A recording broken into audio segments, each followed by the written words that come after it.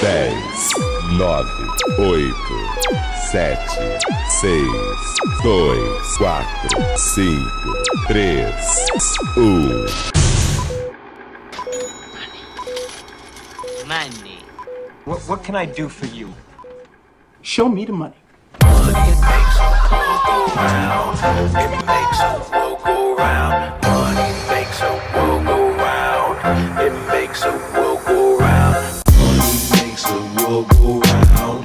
It makes a world go round. Money makes a world go round. It makes a world go round.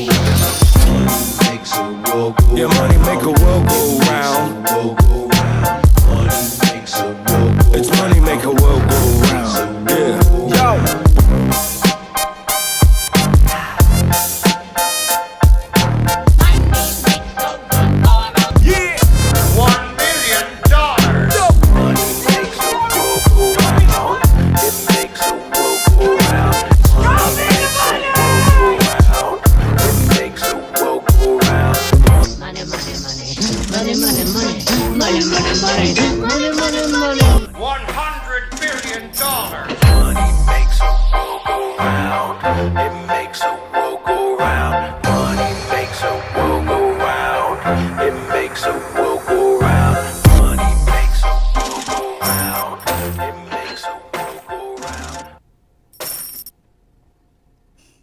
Good day, everybody, and welcome to Bardcast. As you probably know by now, every other Sunday we peer behind the mask and ask, who was that masked man? Was it this guy, Edward de Vere? Or was it this guy, Sir Francis Bacon? Or maybe some combination of the above, with Marlowe, Darby, maybe others hidden even more in the shadows. See, the problem, as Hamlet says, puzzles the will. But as you know by now, everything the bard wrote needs to be viewed forwards and backwards, and then revolved around in your mind until you have a renewed perspective, which is the very subject of our conversation today. He's really telling us will's the puzzle. So if this mystery fascinates you, along with all the other mysteries that are part and parcel of this incredible subterfuge, like the bard's incomprehensible knowledge of advanced mathematics, geometry, Hermetic philosophy, Rosicrucianism, Freemasonry, esoteric initiatory practices, alchemy, true religion, Egyptology, astronomy, spycraft, mind-boggling cryptography, you come to the right place. Today is November 29th, 2020, according to the improved but still slightly off Gregorian calendar. And I'm really excited to welcome two very special guests today, one of whom you probably know already, my dear friend and associate, Robert Edward Grant. The other, you maybe don't know so well, but she's always there behind the scenes making sure Robert's many businesses run smoothly and successfully. I'm referring to Mrs. Suzi Grant, who you will get to know today as someone just as brilliant, intuitive, and savvy as the guy who usually gets all the glory, Robert. For those of you who don't know, he's an accomplished entrepreneur, sculptor, artist, influencer, mathematician. He holds several patents, various intellectual property in the fields of DNA, phenotypic expression, cryptography, human cybernetic implantology, biophotonics, and electromagnetism. And in his spare time, he has multiple publications in unified mathematics, physics, related to his discovery of quasi-prime numbers, and which is a new classification for products of prime numbers, in case you didn't know. Which is the world's first predictive algorithm determining infinite prime numbers. And a unification wave-based theory connecting and correlating fundamental mathematical constants such as pi, Euler, alpha, gamma, and phi, like you do.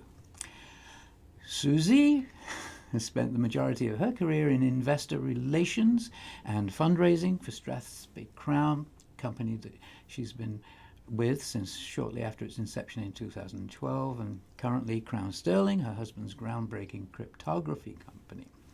On her most recent trip to Egypt for the Resonance Science Foundation, she discovered the Hathor and Apis bull relief in the King's Chamber of the Great Pyramid, which we'll be seeing shortly. She majored in social sciences at Cal Poly San Luis Obispo, where she was in the Alpha Chi Omega sorority.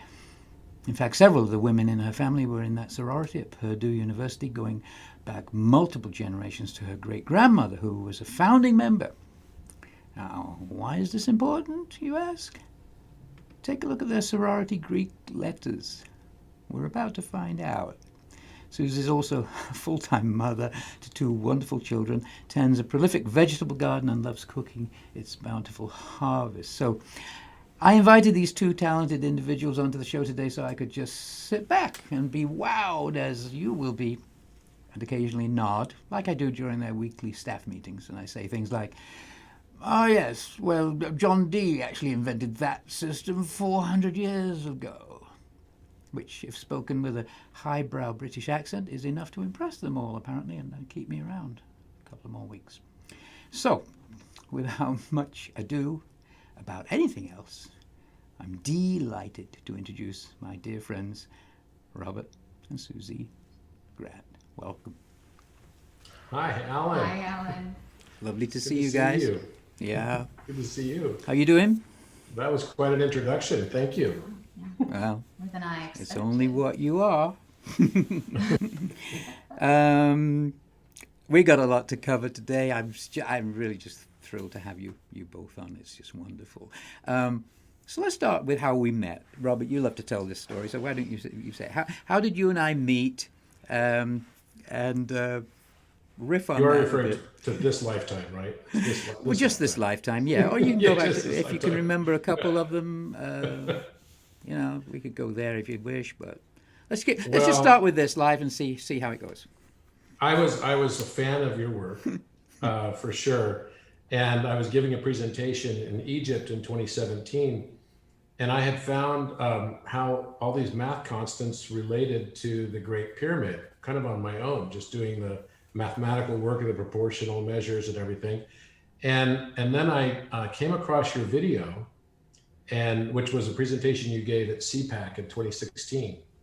And I thought, gosh, this is so great, because he found all the same things that I had found. You even found some others that I didn't even think about. And I found some other relationships that maybe you hadn't put in there, but I thought, what a great video to be able to present to the whole group that was in Egypt when I was there for Resonance Academy. And I used that presentation as part of my overall presentation, which was about 3.5 hours. It was only supposed to be, I think, 1.5 hours, and it ended up going for almost 4 hours total. I thought people were going to be bored to tears. I thought people would be bored to tears. They were definitely crying at the end.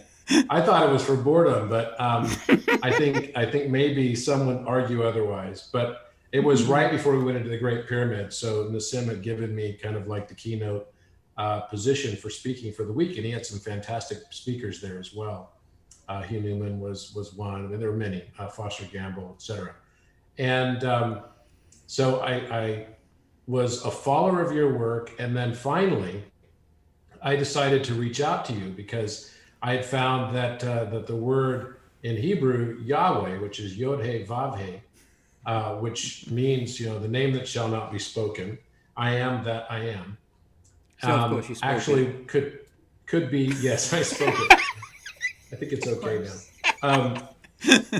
It could be a mathematical equation, which if you look at the Hebrew letters, it's shaped like pi 7, pi to the 7th power. And I realized that if I took pi to the 7th power and divided by pi times 7, it comes out to 137.5. And so I thought, well, Which is, for everybody which is listening, the golden angle. That's the golden Yeah. angle. And it's very closely related to the fine structure constant, which Yep. is 137.035999. as we But- all know, yeah. As everyone knows. Everyone right? on the call knows this, Exactly. Tell us something new.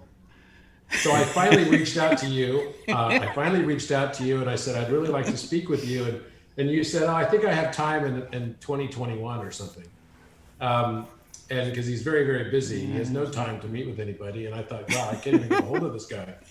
So I finally get him on the phone. Like, I catch him on a moment's notice, and I get him on the phone. I said, look, I'm not going to waste your time. I'm going to tell you one thing. And if this thing doesn't, give you a new perspective or different way of looking at something, then you can hang up and you don't have to talk to me anymore.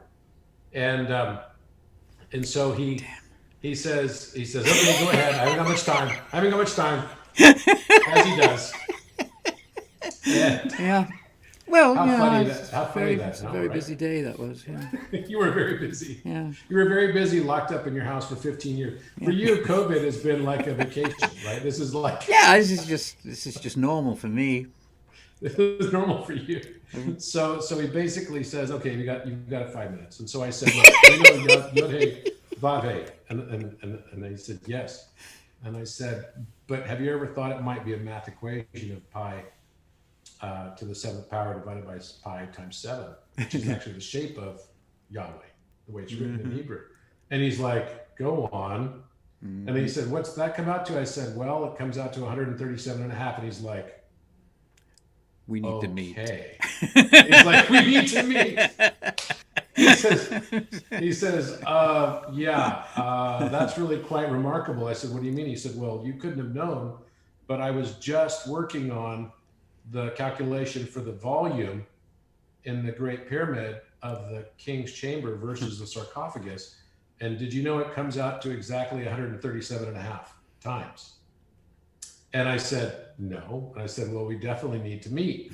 And so we had a conversation that lasted probably half an hour, maybe more.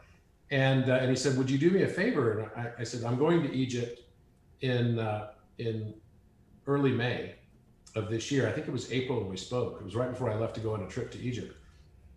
And he said, yeah, if you can measure for me the size of the entryway, that little crouch over corridor that you have to walk through to get to the King's Chamber, can you measure the dimensions of that for me? I really need to find out something. I said, sure.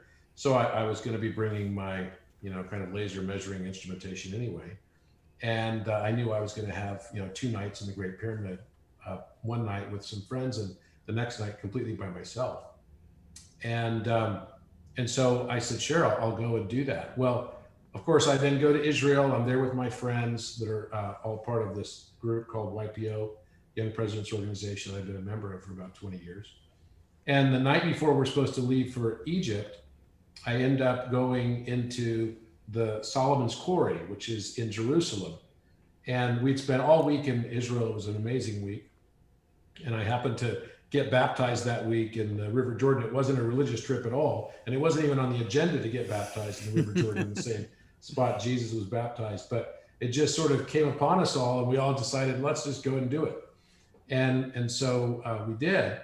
And then the last night we were in Israel, I'm on, in this giant cave called Zedekiah's Cave. And I find out, that might be where the Ark of the Covenant was hidden for over 1,000 years. So I go in and I sneak over the ropes that say, do not enter. I'm about to give a speech. I said, where's the bathroom? I'm looking for the bathroom inside this cave. And I finally go into the dark cave. I walk about, I don't know, it seemed pretty far, several hundred meters. And I finally find a spot where I find an Alpha Omega on the floor. And I find this quartz mound that had turned all the limestone into quartz. And I find Alpha Omega on the floor. And I'm like, this is so weird, because I've been drawing Alpha Omega in my notebook all week long. I later learned the significance of that cave, Zedekiah's Cave, and it relates to a lot of the work that Alan's been doing very recently. And I didn't even call him to tell him about that. I was like, okay, well, I went into Zedekiah's Cave and, I thought I'll just tell him that when I get home, type of thing. Well, the next night I go to Egypt, and all week I've been drawing Alpha Omega in my notebook. And I go to the Great Pyramid with my 11 friends that were with me, 12 friends. And I end up looking at the rim of the sarcophagus while someone was laying in it, and I see Alpha Omega right there. And I'm like, what? I mean, how could there be I knew that there's famously nothing left. There's no markings in the king's chamber at all. And so I'm thinking, this is so weird. I find an alpha omega and it's perfectly formed, and you'll see it in a little bit. But I immediately call Alan, who I only met once in a 30-minute conversation. And I said, Alan, you're not going to believe this. I found an alpha omega on the rim of the sarcophagus. And he was the very first person that I called as I was standing outside the Great Pyramid at the end of that night, which was pretty incredible. So in a very short amount of time, Alan and I became very fast friends. And I was presenting that on the Alpha Omega 2 weeks later at the Contact in the Desert conference in front of several thousand people, including Robert Schoch and Egyptologists and everything.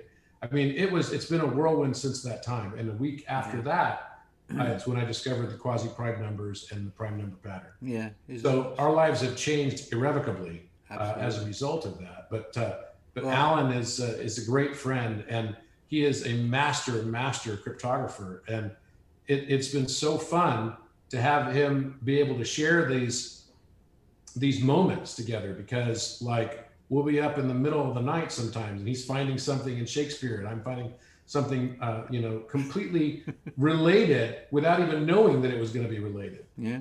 And it's been fascinating, and it's really great to have Suzi here with me today too, because she has played a huge role in this as well, not only as being my partner in life, but also she discovered the most significant finding, I would argue, even more than the Alpha Omega, on which is tied also to the Alpha Omega, on the wall, the north wall of the King's Chamber, which we'll see in a little bit. Yeah, we will.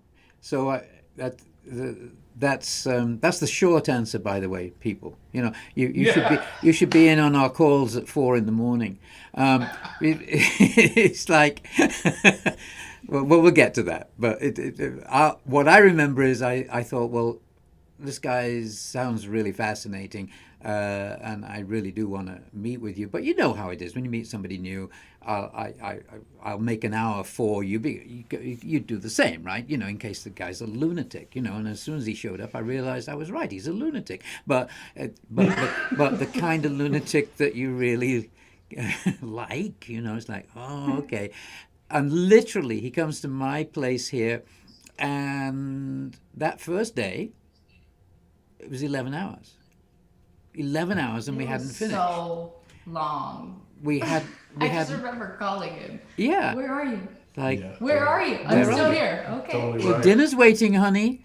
Well, yeah.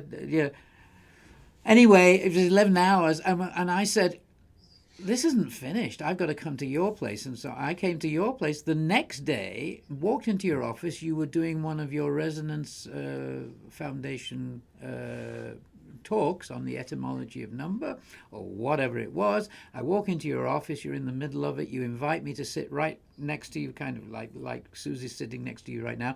And on the air, literally live with whatever your audience was, we made 2 discoveries together, that right there. You said something and I went, oh yeah, well that's in sonnet blah blah blah, and then, oh yeah, and that's in Shakespeare's blah blah blah, and it was just, what's happening here? So it was very, very, very magical, and I am glad that I finally deigned to receive a call from you.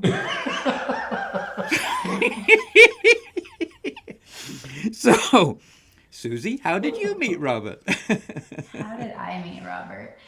I met Robert actually through a mutual friend who invited me to a charity event with them. They knew Robert, and at the time his company was hiring, and I was looking for a job and started working at the Yeah. And was it one of those? Was it love at first sight? Was it love at first sight, or was it just a sort of a? It wasn't. I wouldn't say it was. I was always fascinated by how she carried herself. Like, I could tell there was something different about her, and she was very, very mature. And you came to our offsite. I remember our first offsite, and I was just very impressed with her as a person. So we didn't start dating until it was 2 years after that. Yeah, About. 2 years after I started working at the company. So, Wow. Oh, I didn't realize it had been that long. Interesting. yeah.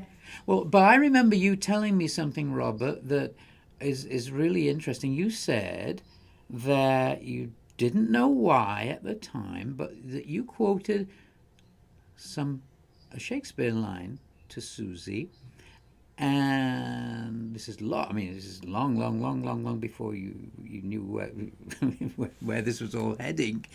Do you remember what that line was? Yeah, I think it's from. Is it from Taming the Shrew? I think it's Taming the Shrew, which is methinketh the woman doth protesteth too much. Almost. 8 out of 10. So but that was the line, and I remember you telling me, and I thought, well, that's pretty interesting. So let me tell you something about that. The line in question was, yes, methink. Well, it's actually the lady doth protest too much. That's what it is. Methinks. It's from Hamlet, and I want to go into this because it's really pretty cool. Hamlet says, "Madam, how like you this play?" This is the play within the play. And it's going to make sense to you in a minute, because all of a sudden you realize, oh, that's what that was about. Because what are we now all recognizing that we're doing? We're in a play within a play within a play. It's got hidden meanings. It's cryptographic. That's the thing that you chose to quote to Suzi, not even knowing. You're right. So it goes like this. There's a play within the play. Hamlet suspects his new father-in-law, who was his uncle, his father's brother. He thinks his brother Claudius has killed his father, King Hamlet. That's how the play starts, and the whole thing is about getting revenge on him. So he stages this play in the castle, and it's called The Murder of Gonzago, and it really has nothing to do with sibling rivalry or anything, but there's a scene in it that Hamlet has written for the actors to do, because he wants to, the line is, catch the conscience of the king. He wants to play something out that represents the murder that he thinks has gone on between his brother and his own father, and so they act it out, and Hamlet's watching his mum and his stepdad to wonder if his stepfather will give it away. 8, 7, Right? So in the middle, madam, how like you? 10, 9, 8, 7, 6, 5, 4, 3, 2, 1. He'll dig at his mother, because his mother has married Claudius like only 2 months after the dad died. And so that's what it goes on. Claudius, the now father-in-law, says, "Have you heard the argument? Is there no offense in it?" Hamlet says, No, they do but jest. Poison in jest. No offense in the world." Because on stage, the guy's murdering Gonzago by pouring poison into his ear while he's asleep in the garden, and he dies, right? But he's so clever, right? It's this whole backwards thing again. He says, poison in jest. Play it backwards, it's ingest poison. It's a joke, but it's not, because it's right. And what is it? So Claudius says, "What do you call the play?" And then Hamlet zaps him. "The Mousetrap." Well, I don't know that anyone has ever sort of thought about this, because they don't know that Shakespeare is working in anagrams all the time. But The Mousetrap is a perfect anagram, and of course they're going to go backwards. You put it backwards and it's almost already there. It's pater somu, which in Latin means to assume the father. It has many meanings. Somu, to take the father, sometimes to even get rid of the father, to assume the fatherhood. It's perfect. He calls it the mousetrap, and it's all about, because Claudius has assumed the fatherhood of him now. It's all hidden. Nobody knows this, but it's amazing. It's also, if you put it sum is I am. I am O. And Edward de Vere, Oxford, often riffs on his name being O, and also it meaning a cipher. I am a cipher, the father. So it's very, very, very deep. Very, very, very clever. And of course, You know, it's brilliant. It's backwards, it's anagramming in Latin, it's all a clue as to how to solve the entire Will's the Puzzle game. It's a metaphor for the core Egyptian spiritual myth of Set, killing, usurping, assuming the role of the father, King Osiris. It's that as well, right? Set kills Osiris. Hamlet is the story of the whole Set thing. So is the Lion King. It's all based on that basic archetypal story. So it gives us a glimpse of the author himself being the true king and a cipher. It's all code. We've just been watching The Lion King, by the way. No. No joke. For Vivian? No joke. Our kids love it. They've watched it It's all they want to nonstop. watch. They've asked for it every day for almost a week. Tell them that it's They don't get it every day. Tell them that it's really Hamlet. Close the door. Okay. So It's really Hamlet. So it's a trap, it's a puzzle, it's a play within a play, right? How perfect is that? And you, Robert, I mean, you were channeling that way back when you were first getting interested in Suzi and say, "Oh, I'll show her a bit of my Shakespeare knowledge," right? But whatever was the reason, That would have never. That would have probably. that wouldn't have flown. gotten me nowhere. Okay. But anyway, something worked. Natural chemistry. But before, it was long before you even knew you were going to get into mathematics, let alone cryptography, let alone Shakespearean cryptography, let alone the mystery of the Alpha Omega and the whole tree of knowledge and the Garden of Eden thing. I mean, how about them apples?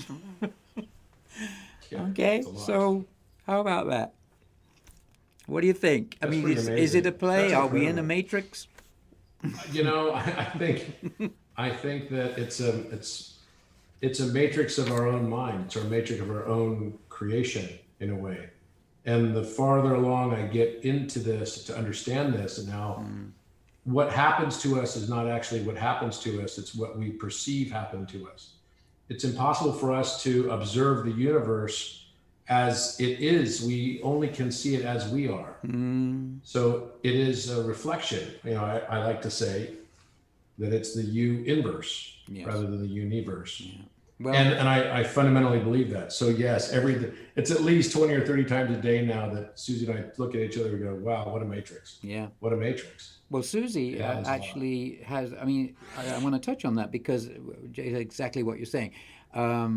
You know, from our work intercepting anyway, and, you know, crossing in so many ways, I believe that all the plays and the sonnets, they're all wonderful on their own, but you really don't fully grok the meaning of them all until you see them all interwoven as one, because he gives clues in Twelfth Night to make you look into the first folio at a certain page of a different play, to give you a code that points to the sonnets that are all interconnected. And I remember Susie saying something when we were in Egypt about she had this theory that all of Da Vinci's paintings were similar in that way, that somehow or other they were all into. Do you want to comment on that, Susie? I remember you mentioning it because Robert and I were doing a lot of work then on the Da Vinci stuff. So Susie comes up with this idea, and I think you're right. What was it? Tell everybody. We were talking about Da Vinci and looking at some of his paintings, The Last Supper specifically, and then what was the other one? Oh, La Belle Ferronnier. Yes. And Vitruvian Man. And there was just the way things go, it's too connected. Yeah. And I kind of laugh at it now, and I just And thought, Toral analyzed one of Da Vinci's paintings too. yeah, and I just thought, I just had this, I don't know, I don't want to say epiphany, but I just thought, okay, he was so thoughtful in what he did, and there's so much that he has done that we still don't know and understand, that I just thought, wait a minute, everything is very connected in the universe. He's extremely, what's the word I want to use?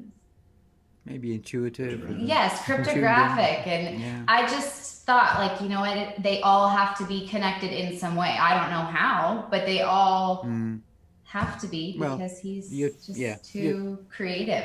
you're tuned in, and I believe you're absolutely right. And when you said it, I hadn't thought of it that way before, and I don't think you should just sort of dismiss it, because it's like, no, I think you're right. All these great masters who come and incarnate, and there seems to have been a plethora of them during that time period. I mean, Da Vinci, the writer Shakespeare, whoever that was. And then, on and on and on, we've got the Teslas of the world, and they all come with a special mission to show us the same message, really. It's all connected. It's all connected. And it's just a matter of having that perspective, isn't it? I mean, we will talk in a bit about what you found in the King's Chamber, but you had mentioned to me about it being perspective. So I want to get to that, but I want to show you something first in terms of, again, how this relates back to Shakespeare. We tend to think of this trend during the Italian Renaissance, which most people don't know, but the Italian Renaissance was about a century earlier than the English Renaissance. They were at it 100 years before we were, and they had introduced something called perspective art, wherein math and geometry become the new requisite tools of the artist. But we tend to think of perspective painting as being just this. This is Pietro Perugino's Christ handing the keys to St. Peter, all right? And you see all the perspective lines in it. This was a new thing at that time, the more realism. Or there's Raphael's School of Athens, where the invisible perspective lines draw the viewer's gaze to Plato and Aristotle. But it goes much, much deeper than that. Here's the Ambassadors, painted in 1533 by Hans Holbein the Younger. It was painted the same year Queen Elizabeth I was born. Clearly shows us hints as to what the artist has hidden in his work. But look, what's that? You've got this in the back. There's a torquetum.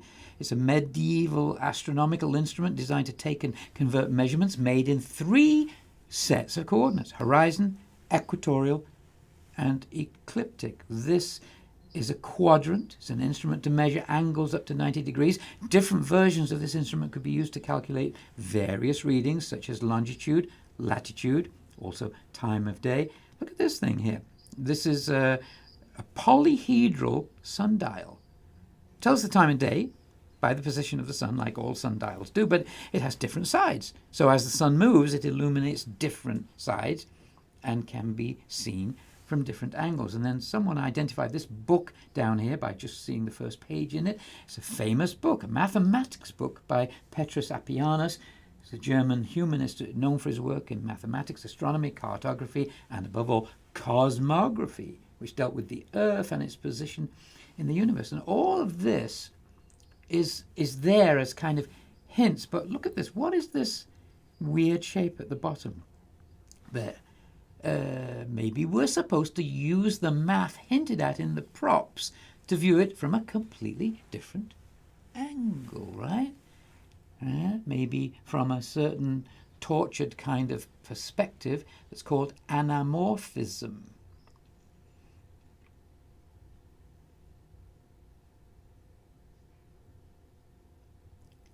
Whoa. I mean, can you imagine painting like That's that? pretty incredible. You've got to bend your canvas at an oblique angle. You've got to be painting across it like that.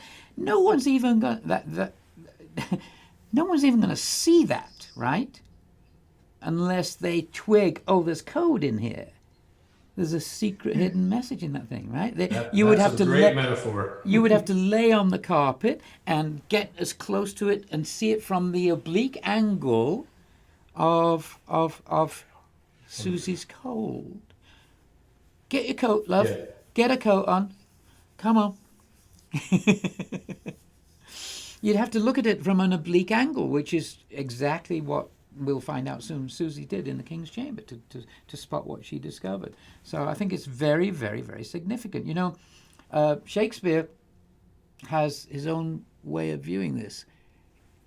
So he comes about this trend, 60, 70 years it's before his own writing career was in full bloom. But in Sonnet 24, which just happens to be yesterday's sonnet, by the way, each sonnet is mapped to certain days in the year. Well, Sonnet 24 lands on yesterday, so it's highly pertinent. Shakespeare says, "Mine eye," just what you were saying, actually, Robert. So I'm so glad you put it that way, about not seeing what we really should be seeing. "Mine eye hath played the painter, and hath steeled thy beauty's form in table of my heart. My body is the frame wherein 'tis held, and perspective, that is best painter's art.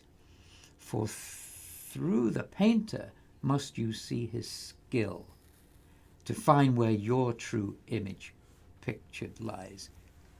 He's not talking about painting here.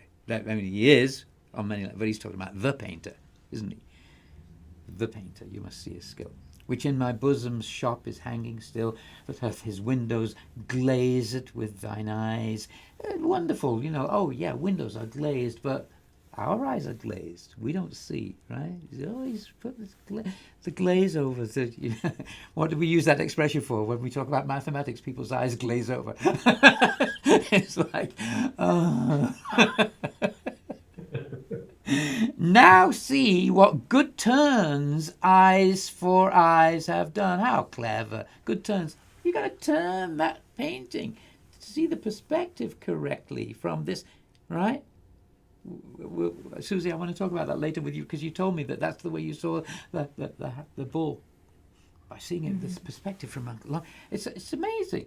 See what good turns eyes for eyes have done. Mine eyes have drawn thy shape, and thine for me are windows to my breast, where through. Now he's talking about his love, where through the sun delights to peep, to gaze therein on thee. Yet eyes this cunning want to grace their art. They draw, but what they see know not the heart. It's just, it's a beautiful thing. It's very, very brilliant. So that's him talking about perspective. We are now recognizing that it's all about the perspective on many, many, many, many levels. So, guys, what do you think? Where does this lead us to? What's going on here? You've got Shakespeare. We only think of him as poetry, but as you know, I'm not going to go into that today. But you know my work involves in the fact that he's a great mathematician, great geometer as well. All these people come to show us this stuff, right? What's happening here? Why are we being told this? To expand our perspectives. Yeah, to expand our. I think we live our lives. We live our lives. First we experience separation. We have to create our own persona, our own individuality, and so that means that we have to decide what we're not going to be. In business strategy, one of the most important aspects that you find in strategic analysis is to start with a sandbox. So we call it a sandbox analysis. Mm-hmm. And you have to decide first what's not in the sandbox. So what are the things I'm rejecting offhand that I don't want to be part of my business strategy? Right. And that will help once I whittle down all of those things and get rid of all the things that I don't want to be because they bring us shame, or they bring us judgment, or they bring us negativity, or lower vibration emotions. That is how we form our own persona. Our persona gets formed through a process of our own denial of all the aspects of ourselves that we don't want to be any longer aware of. And so that's what we decided, and that defines our viewpoint and our perspective on life, our judgments on everything. And we get stuck into that viewpoint. And so until we finally get to a world which is so polarized from that viewpoint that it becomes so ridiculous that the mask comes off. And here we are in that point in society right now. We're all at that place where we're all starting to realize, wait a minute, why people are having such a hard time in the world right now is because we're all becoming enlightened as to our own bullshit. And no pun intended, bullshit. Hold on, just make a note of something you said there. Take the mask off. Alejandro, make a note of that. We might want to do something about removing the mask or something. Noted. Right. I got peer behind the mask. Peer behind the mask. That would be better. Let's use that. Carry on. I get good ideas from you all the time, Robert. It's great. So anyway, I think this takes us to a great place because, we went on this trip to Egypt in February, and we had already done the Da Vinci Code, the real Da Vinci Code video, and I'm sure you're going to show that at some point. And so that became the backdrop of what we were going to be looking for. We knew that this trip was going to be special. Sure. We invited only 50 people to come along with us, and that sold out right away. So we had another 250, almost 300 people that purchased just the ability to watch it online and, be there with us virtually.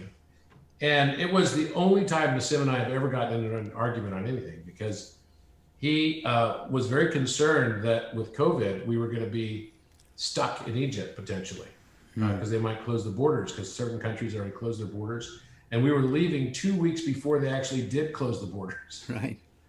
We made it back literally just in time. Right. So we sort of like advertised the trip as being, a Da Vinci Code, but even we were unlocking this encryption while we were on the trip. It wasn't even that we had fully formed it. We knew that I'd found the references to Da Vinci going to Egypt in the letters he wrote to the Sultan of Babylon, Cairo. But which I'll talk about when I get to, the presentation towards the latter part of this. And, basically we knew that much, and we knew that he'd gone to the pyramids because he had encrypted it, calling it the Bull Mountain, Taurus Mountain. And Ras Tau was the ancient name of the Giza Plateau. So it's just Taurus inverted, it's sort of backwards, right? It's another anagram. And Rose Tau is the Rose Cross. Rose Tau is Rose Cross or Rosicrucianism, exactly, which is very fundamental to all of your work on Shakespeare. And so here we were. We went with a larger group the first night that we were in the Great Pyramid, and then we went again with a much smaller group. I think there were only 8 or 9 of us, and we went in to the King's Chamber, and we knew we were going to walk in there and follow what we had learned for the last several months and that week as well, about the connection to Last Supper and everything else. And we made 8 discoveries that night inside the King's Chamber. But Suzi made the most profound. And here we were focused. Alan and I were focused on the sarcophagus at that time, and Suzi was off looking at the wall, and it was really a profound moment. So why don't you tell us that story? Let's say that for a moment, because I want to preface it with something that will support that even more. Because in actual fact, you were saying you and I were at the sarcophagus. We were all doing separate things right at the very beginning of that, because I had my own particular thing that I wanted to get to, which turns out to be bingo, the same thing that Suzi finds. So I want to set this up for you properly. You've already talked about obviously working we work with Nassim a lot, and it was just, well, I've got a couple of pictures here. This would be a typical day in Nassim's office. There's Robert holding forth, a few little jottings on the whiteboard, just a few, just nothing particularly significant there, but it's always like this, isn't it? Does he write on the windows in the kitchen, Suzi, like that? Is he doing that like in the A Beautiful Mind? In other words, is he cracking up? Really, is what I'm saying. No, that's a different question. That's a different question. Not yet.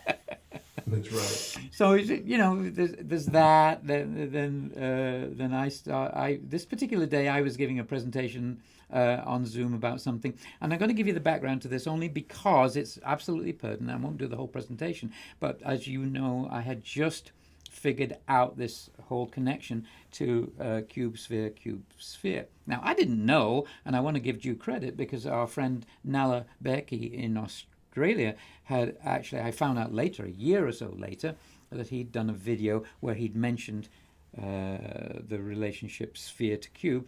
He'd not taken it to the next step, cube to sphere, but whatever. You know, we're all mining from the same field, but it's always appropriate and right to give credit. But I thought Nala's amazing. His work is amazing. He is. I think check him out. SGD is his stuff on SGD, Sacred Geometry Decoded. It's really worth watching. Definitely. Anyway, so I had found it too independently, probably later than him, but I was really excited about it and wanted to show you guys at Nassim's office at Taurus Tech. And so essentially, I won't go through the whole presentation, but in a nutshell, it's as simple as this. If you were to call the volume of the sphere the cubit in ratio, if it's the cubit, and you place that sphere into a cube that's the same diameter as the sphere, the cube volume is the meter. Well, so it's like saying if you cubit the sphere. If you let's cube it. Yeah, let's cube it. And more than that, if you then say let's call the cube the foot in relation to the next sphere that you put it into, that is cubit plus 1, and it goes on like this. Cubit becomes meter, becomes foot, becomes cubit plus 1. I mean, it's utterly perfect, and it matches precisely what you said you'd seen me present at CPAC in 2012, which was universal constant of measure is in the Great Pyramid, foot, cubit, meter, integrally connected by mathematics. The foot and the cubit is E, the cubit to the meter is pi over 6, and meter plus cubit is 5 feet. Added to the foot is 6 feet. There's your 5 to 6 connection. But all of a sudden I found that, it goes even deeper than that. It's more first principles than even that. Because in 2016 I was wrestling with universal constant of measure. It's in the pyramid. Did they know that and just build the pyramid to that? No, it's utterly at the beginning of creation. Sphere, cube, that's it. It's right there. And so it truly is a universal constant of measure that goes around and around like an Ouroboros. But it goes deeper than that because it was funny. I was giving this at Taurus Tech and said, so the volume of a sphere, as we all know, is 4/3 pi r cubed. Everybody get that at home? Yes, we all knew that. So, and then Nassim goes, oh, well, yeah, I mean, of course, Nassim thinks in terms of sphere, he thinks of a proton. And he deals with this all the time. That's the volume of the proton. And I just happened to be mentioning that, well, I had wondered what the inverse of that radius cubed was. Why? Because everything that Robert and I do is about inversing. You get a number. What's its inverse? That's the first thing he does. Upon waking in the morning, I'm sure. Right? Check a few numbers. What's the one? We call it the 1 over x. The number is the x. What's the first thing I do? It's like, oh yeah, what date is it today? What's the inverse? No, but there happens to be a very, very fundamental, beautiful connection to that, which Robert, I'm sure, will be pointing out to us later. So I'm just prepping the field for you, Robert. I look at that and I go, it's 1.5396 and a bunch of numbers. Whenever I find a number I don't understand, I go online, check out, does anybody know this number? And usually, if you get one that's about 3 or 4 decimal places, that's interesting. There's a connection there. And I look at this and it's not 3 or 4 or 5, or 50 decimal places is the same. And I go, what have I stumbled on? Because it's not that somebody knows the inverse of the radius cubed, it's that they know this number through this equation, which boils down to something as simple as 8 times root 3 over 9, is the 1.539, but it's to infinity. They are identical. They're not close. They are identical. And yet nobody knows, well, what's special about that inverse of radius cubed? It happens to be something called Lieb's square ice constant, which is the point at which water freezes. The molecules of the water form themselves into a tetrahedral shape. Well, all Nassim's work is tetrahedrons, right? It's all based on that. And Nassim goes, holy shit, this is a piece of something that we've been looking for. And when they all coalesce together, you get them forming a lattice that is cube-shaped. They literally form ice cubes. It's really significant. And so that whole thing became, it's about water. Well, at the same time, Robert will get to this, I'm sure you will, Da Vinci, right, is the water bearer. The Vitruvian Man is the water bearer. And this water connection, it's just fundamental. It's going back to first principles of basic chemistry, isn't it? So that's the first part that leads into what I think is very, very interesting as to where we're going. We'd done a lot of work at that same time on the Vitruvian Man, as you mentioned. And you remember we had this very special thing. We did a Resonance Academy whole weekend. 1440. At 1440. You gave some presentations, I gave some presentations, then we gave a presentation together on what we'd done with the Vitruvian Man. And I remember Filiberto, our graphics expert, put together this video, which I will show you really quickly in a few days, and it was like, and we wanted to show it, but you and I had never done a presentation together, right? I mean, No. we have completely different styles, really. Alan doesn't share the stage often. That's a compliment. Excuse me, I got something. Wait, I am what I judge. Oh, Exactly. Yeah. Well, it takes one to know one, and we each know each other, and that's the way we are, and we love each other anyway. And it's just like, we were wondering how's it going to work out, and it turned out we were funny. I mean, it was like we were a comedy duo. Everybody was coming up to us afterwards saying, "You got to take this show on the road. You should be doing this mathematics. You could fill the Staples Center." We could, okay. Well, let's get carried away here, but I mean, it was very funny. It really was. Here's a picture of us, actually. I think there we are. We'd just done it, and everybody's going, "Yay! It's the Robert and Alan show." It was really thrilling because we didn't know that we had this in us. It just turned into something very funny. I still think we should do it as a special event or something. Anyway, it was something. And so what I'm going to show you now all leads to this, and then you can take the stage. Because the people who are watching need to be seeing, what's the connection? Here's how Robert and I work, ladies and gentlemen. Robert calls me up at 3 a.m. usually and says, I've got an idea, because he knows that I'm the only other person on the planet in Los Angeles who's going to be awake at 3 or 4 in the morning, and he can chat.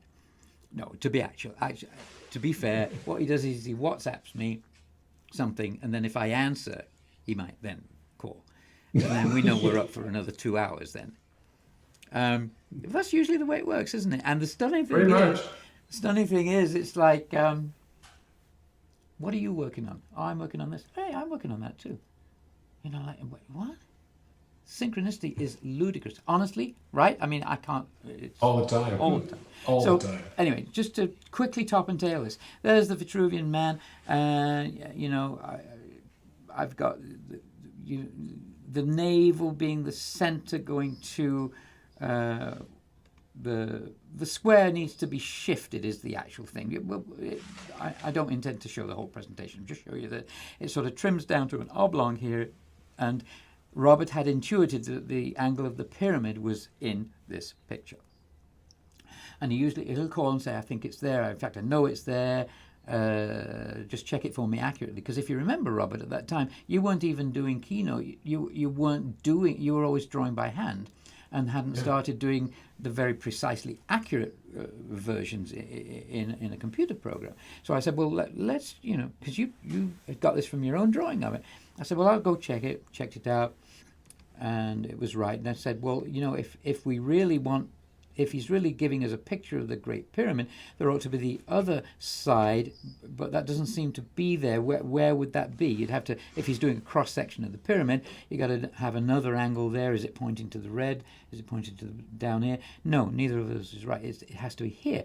But it turns out that when it's there, it is precisely tangent to the circle blue that is really the circle that is within the square that Da Vinci has drawn. And Robert then has taken that much, much further now into, I hope you'll be showing us some of that today. Yeah. But if there's a pyramid there, there's got to be a mirror image pyramid there, right? And then, as all Shakespeareans know, it's got to be 4 times. Got to reverse it and turn it around. Same thing. In fact, Da Vinci's got 6 of them there. 6 perfect cross sections of the Great Pyramid. Now, we all know that the pyramidion of the Great Pyramid is missing, and it's always equated with the Eye of Horus. You know, the Eye of Providence, back of the dollar bill, all that stuff, right? It's the divine eye. But, you know, we tend to say Horus eye, but there's a Horus 2 eyes. His left eye is the sun, his right eye, the other way around. His left eye is the moon, his right eye is the sun. Now, isn't it curious that in the sky, the moon and the sun look exactly the same size, which allows us to have a total eclipse? But, of course, the moon is 400 times smaller than the diameter of the sun, but the sun is 400 times further away, which by pure sheer luck happens to be that they end up being together like this. So this whole metaphor of the sun and the moon, that's the sonnets 153, 154, talking about sun and moon balanced, it's actually real in our perception of it, looking at it from our perspective on Earth. This isn't our work, but this is all over the internet. Everybody knows this. If we equate the base length of the pyramid with the diameter of the Earth, then the height of the pyramid is equal to the radii of the Earth and the moon combined. And if we now draw a circle whose radius is the height of the pyramid, the circumference of that circle is equal to the perimeter of the pyramid base, which is really a metaphor for the supposedly impossible mathematical conundrum known as squaring the circle. Robert's going to show you. No, it's not impossible. It's far deeper than we think. But this was the genesis of it, and we're working on this. And we're going, wow, yeah, look at that. So interesting too, Alan, that the perimeter number the perimeter of the Great Pyramid is pi to the 7th power in feet.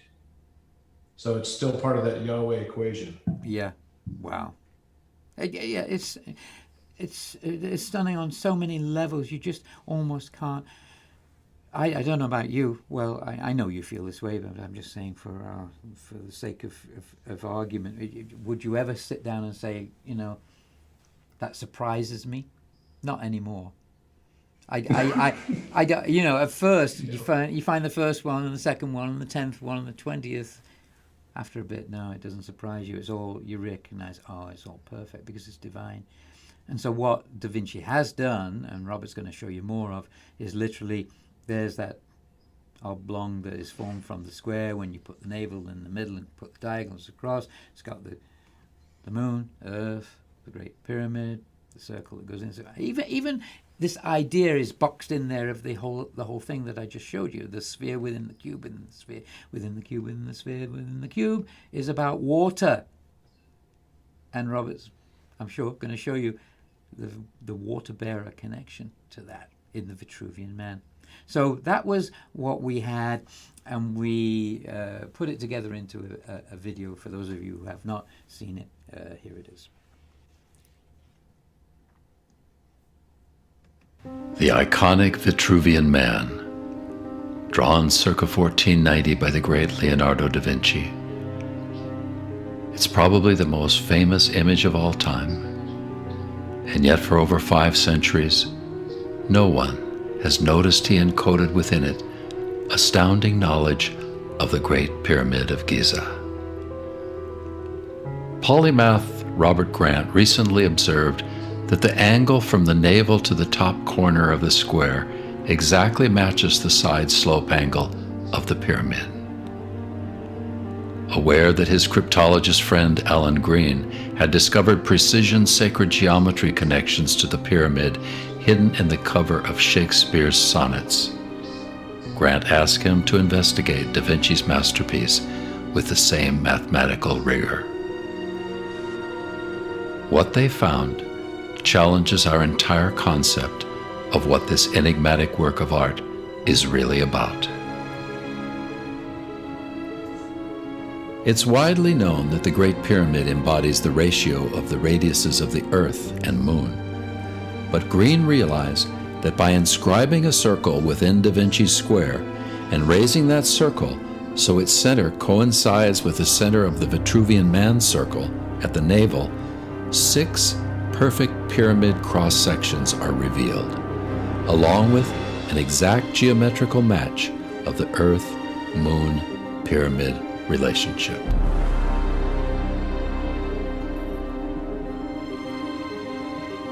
Da Vinci states explicitly, in the backwards mirrored text surrounding his image, that its proportions are exact integer ratios of the whole man, and he's cut his man in 14 places, clearly identifying those proportions.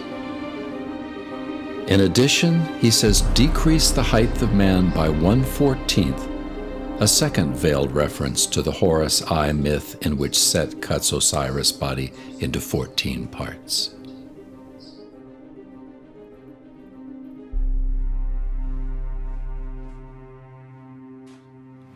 Now, the magic. Da Vinci's lines reveal a perfect blueprint of the internal structure of the pyramid's chambers. Only the Queen's chamber seems to be missing. But is it? Queen Isis, mourning the cutting of her husband's body into 14 parts, represents the 14 phases of the waning moon. Her reconstituting Osiris' body represents the 14 phases of the waxing moon. Da Vinci has precisely identified the presently known subterranean, Queen's, and King's chambers, the ground level of the pyramid, its defining side angle, and its mathematical relationship to Earth and Moon, centuries before these were supposedly known. Which begs the question, do his upper lines represent presently unknown chambers? Da Vinci seems to be telling us the Great Pyramid hides a deeper esoteric symbolism than has ever been suspected. A blueprint of man's unfolding spiritual journey through the sacred energy centers in the spine, known as the chakras. Perhaps finding these inner chambers in ourselves is our ultimate purpose, and the Great Pyramid, but a metaphor for the true measure of mankind.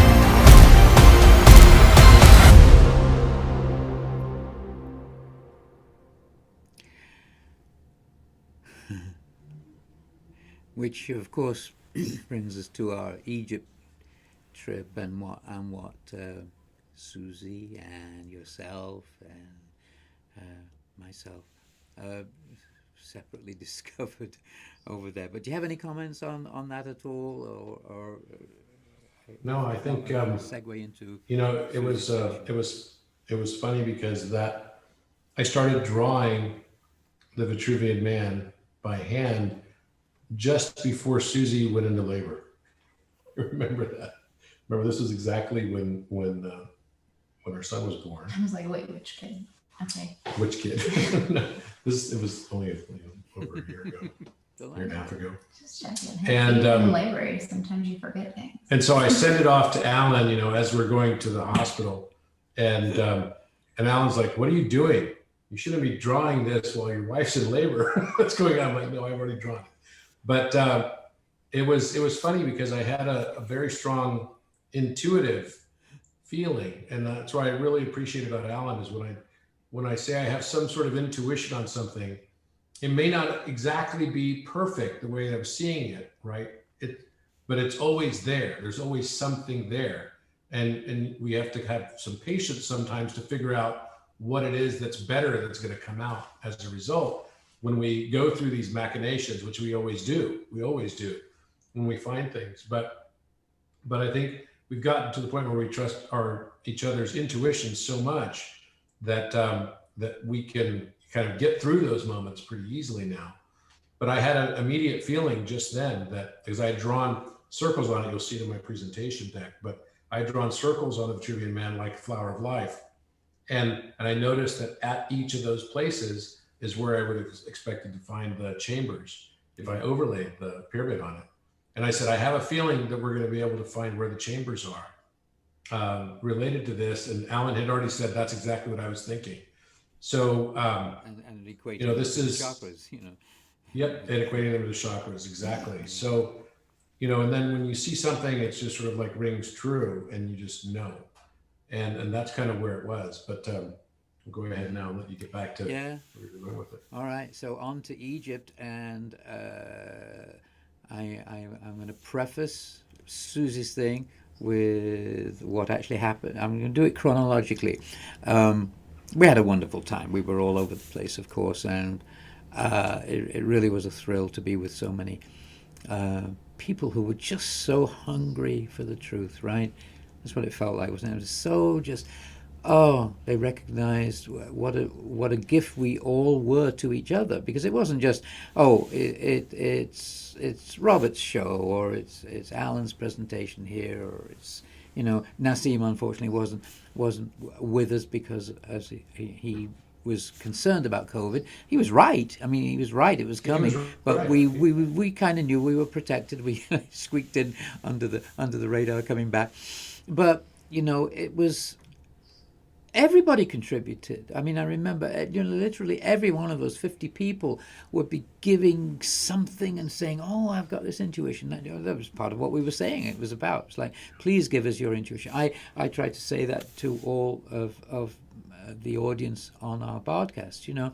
Send in your thoughts on this, because you're not alone. A lot of people feel they can't talk about that, because, they'll be viewed as crooks or whatever. No. This is a universal experience. Everyone experiences these things, and it's just we feed off of each other when we're all together. So we're all together, and we happen to have a night on the Giza Plateau where I think we got in at, 11 o'clock at night, and we were able to be there till 5 in the morning. We're going to be in all 3 pyramids. I'd like you to comment on that, whatever you have on that later. I had one particular thing that I wanted to go find, and that was Shakespeare's identity is a mystery, right? Obviously, most people know that I'm very, very, very into Edward de Vere, because I've been 16 years on this, and I find Edward de Vere everywhere. But I must say, most recently, my mind has become opened to, this is so deep. I see Bacon codes. I see now some Marlowe codes. I see other. I mean, this is on so many levels. This is a cabal of initiates who've come incarnated together to bring something enormous. It's way too much for one person to do anyway. I mean, it's mind-bogglingly huge. John Dee is a part of it. Many other people. But what you may not know, to Oxfordians, those are the people who believe in Edward de Vere, Oxford had a nickname amongst his private friends. They called him Master Apis Lapis. And nobody knows why. Like, what's that about? And I had intuited long ago that, he must have gone to Egypt. He went to Italy in 1575. He was the most well-known aristocratic nobleman, messenger, diplomat over there. Everywhere he went, he was feted by princes and royals, and they knew him. So how could he disappear? And yet he did. For 4 months, nobody knew where he was. He must have gone incognito. He must have gone in disguise. He just disappears. And I always thought, he popped on a boat and went across to Egypt, obviously, because how does he know all this stuff about the pyramid? And then I realized, Apis Lapis, Master Apis Lapis is his name. Apis is the bull. Lapis is stone. Master is, probably the Grand Master of the secret organization of the Rosicrucians, or something like that. It's recognition of his status. So, Robert Schoch, you may all know, a geologist who used to work with John Anthony West and the Sphinx. He'd written a book about 15 years ago in which he'd discovered something in the chevrons of the Great Pyramid. Let me show you. Because everybody says, you know, there are no hieroglyphs on the Great Pyramid. Isn't that interesting? You know, Egyptians cover everything with hieroglyphs. Well, it turns out it's the biggest freaking hieroglyph that there is right there. This is a hieroglyph. Lower down, you see on this picture people, that's where everyone enters in the Al-Mamun entrance, where he blasted his way in. But no, the actual original entrance is up on the 17th course, these double chevrons.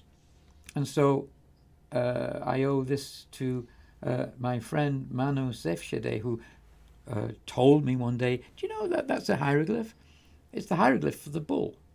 I didn't know that. Wow. Okay. So this is a hieroglyph. It's staring you in the face. The apis. Oh, God. Okay. How could you can be so dense sometimes? It's like it's staring you in the face.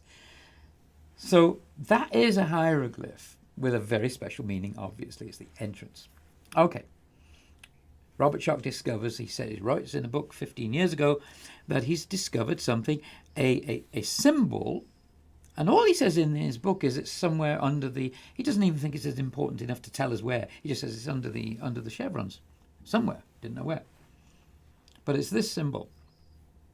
And he goes on to say, it's in a pre-Hebraic, pre-everything, as far as they know, language. No one can figure out what it is, and yet it's beautifully carved, very accurately carved. So he gets some language experts in to look at all the ancient languages around in the desert, the Berbers, and the, in this one, this table shows you that letter is a D. This one is a B, which is always pronounced V.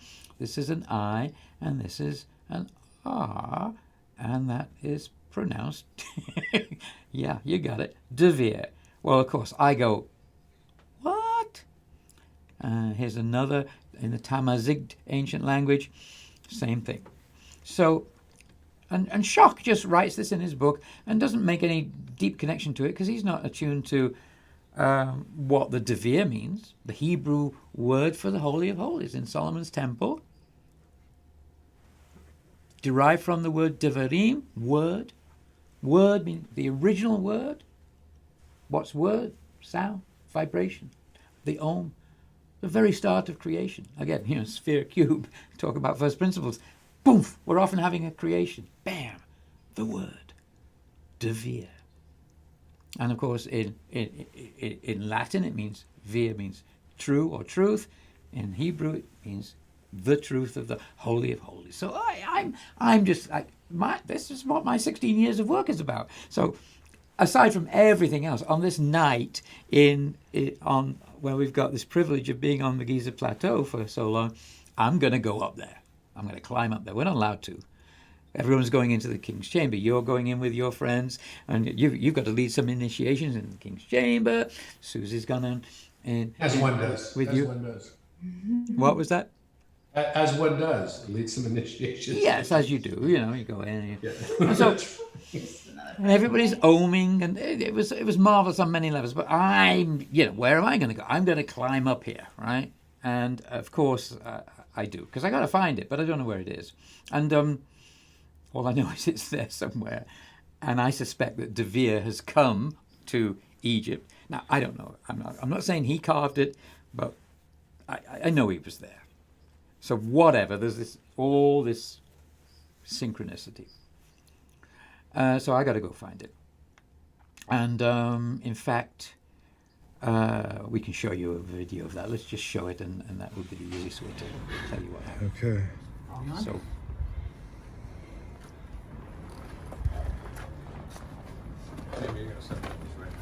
Wow. The apis bull. Funny, Alan, that was right before we even found it. Where was it?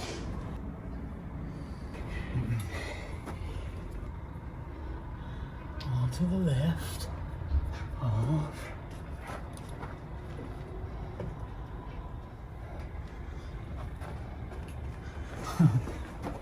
there's a lot of stuff up here. Yeah, there is.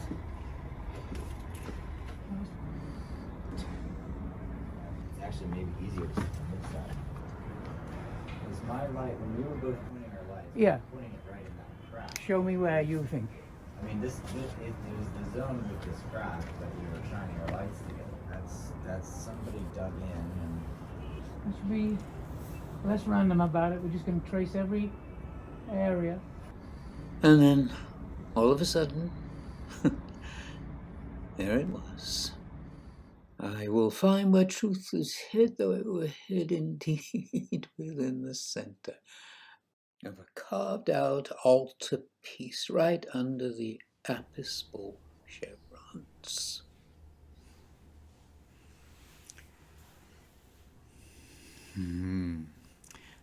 So, you can imagine how I felt. There it was. Isis herself could have shown up after that, and I wouldn't have been impressed at all. I'm done. My trip. That's the moment for me. And I walk back into the King's Chamber, utterly in bliss, but also in I'm a complete vegetable. I'm just crying my eyes out. I'm going, oh God. This is a culmination of 16 years' work, And I'm walking in, there's this commotion going on. And Suzi has found the exact same thing in a different form, right? So tell us about that, please. And then I'll show a couple of videos of you doing it. But tell us, how did you get what happened? What happened? So there were, 8 of us, 8 to 10 of us in the King's Chamber. And majority of the people, you had been outside, majority of the people were all focused on the sarcophagus. And we had earlier in the week been talking about Da Vinci, him being in Egypt and the pyramids, and how he must have seen something. And I just started thinking to myself, I don't need to focus on the sarcophagus. If he saw something and millions of people have been in that room and no one has seen anything, what did he do? I just kept asking myself, what did he do? What would Leonardo do? And so I was just trying to look at the room from a different perspective. And so I happened to just stand, against the wall, and I'm looking in the light, and I noticed on the exact wall I saw it on, part of the stone lit up differently.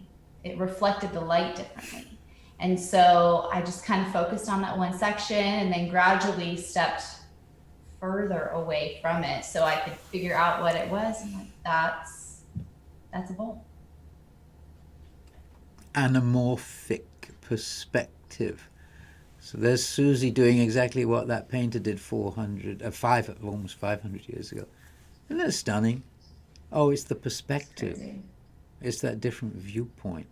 And she's looking across at the wall in this way. And there's all this commotion because I come in, like I say, I've had my moment. I'm ready to enjoy the rest of the night, but I can relax. I got it. And then in its own different way, is Suzi finding the same thing, the bull. Mm-hmm. The bull. I'm going to show you a video of that. Let's cue that up. Well, we just found something else here in the King's Chamber. It's a really stunning moment. So let's watch this and then we'll discuss it on the backside.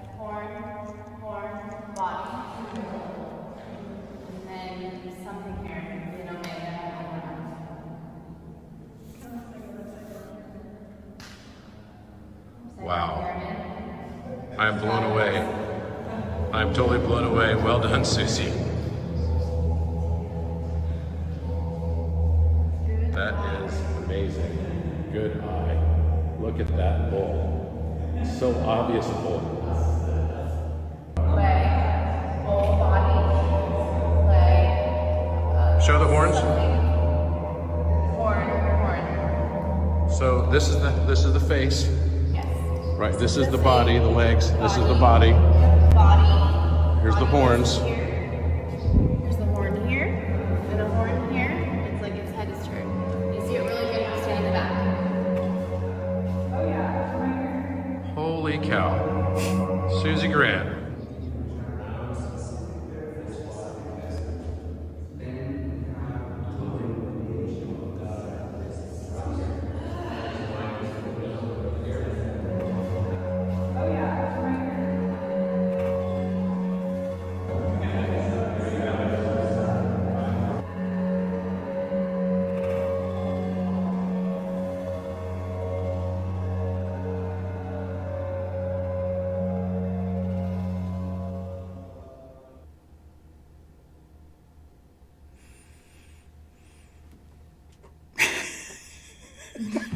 Incredible, If I huh? can find anything, it's crazy.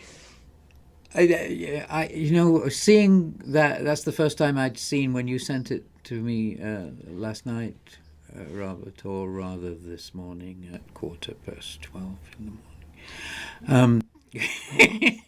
When I thought I had just finished editing all of this together. And In his defense, I sent it to him at like 11 p.m. oh, look at that! That's Alan, so beautiful. Alan, So bullshit flows downhill. She's a Taurus also, by the way. oh, of course. No, but anyway, that's the first time I'd seen it literally. I mean, look at the connections here. Literally like that painting that I showed you, that you have to be completely involved in the seeing it from this. You've got to see there first to then get it. Then you can see it. Then you can't not unsee it. You can't not see it, rather. You can't unsee it. But it's that same thing, isn't it? How we're locked into a certain way of looking at everything. And then we just open our minds to, like Suzi said, everyone's concentrating on the sarcophagus. You know, she's going to get herself into the head of Da Vinci had he been there. And you look at it and it makes you wonder, was that ever a bas relief where it was painted? Or I mean, the mind goes crazy imagining what it must have looked at originally. Maybe it was really just there and that they were worshipping it. But whatever. The point is, the mystery is as clear as day. The mystery is as clear as day. It's there. So it's beautifully, beautifully done. And then, as you say, Robert and others were looking around the sarcophagus. I want to show you a compilation of not when Robert found the Alpha Omega, but someone else later had done a very good video of shining a light on it from a really good angle. Will Wire made that video. Okay. He made a trek there, and actually Larry Paul did as well. And Larry had done it the year before because he wanted to corroborate to see if he could find the Alpha Omega, and which he did. He brought a whole crew with him, and they made a video of it. And then Will went at the same time that we went, but they were on a separate trip. And Will made this video and found it on his own, and really brought some great lighting to it as well. So That's great. So let's show it, and then I've actually edited it together with a couple of the things that you sent me last night to show what else you were finding on the sarcophagus. Great. So show us that, Alejandro.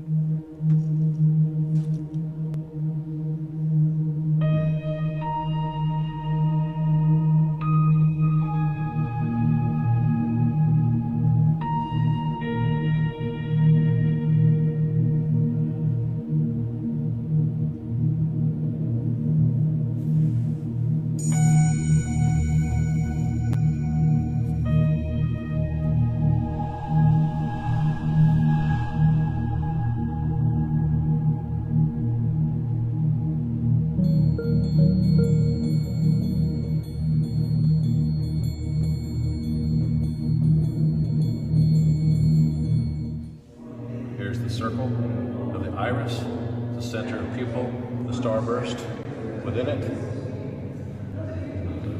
starting point in the eye, bottom of the eye, follows this line right here,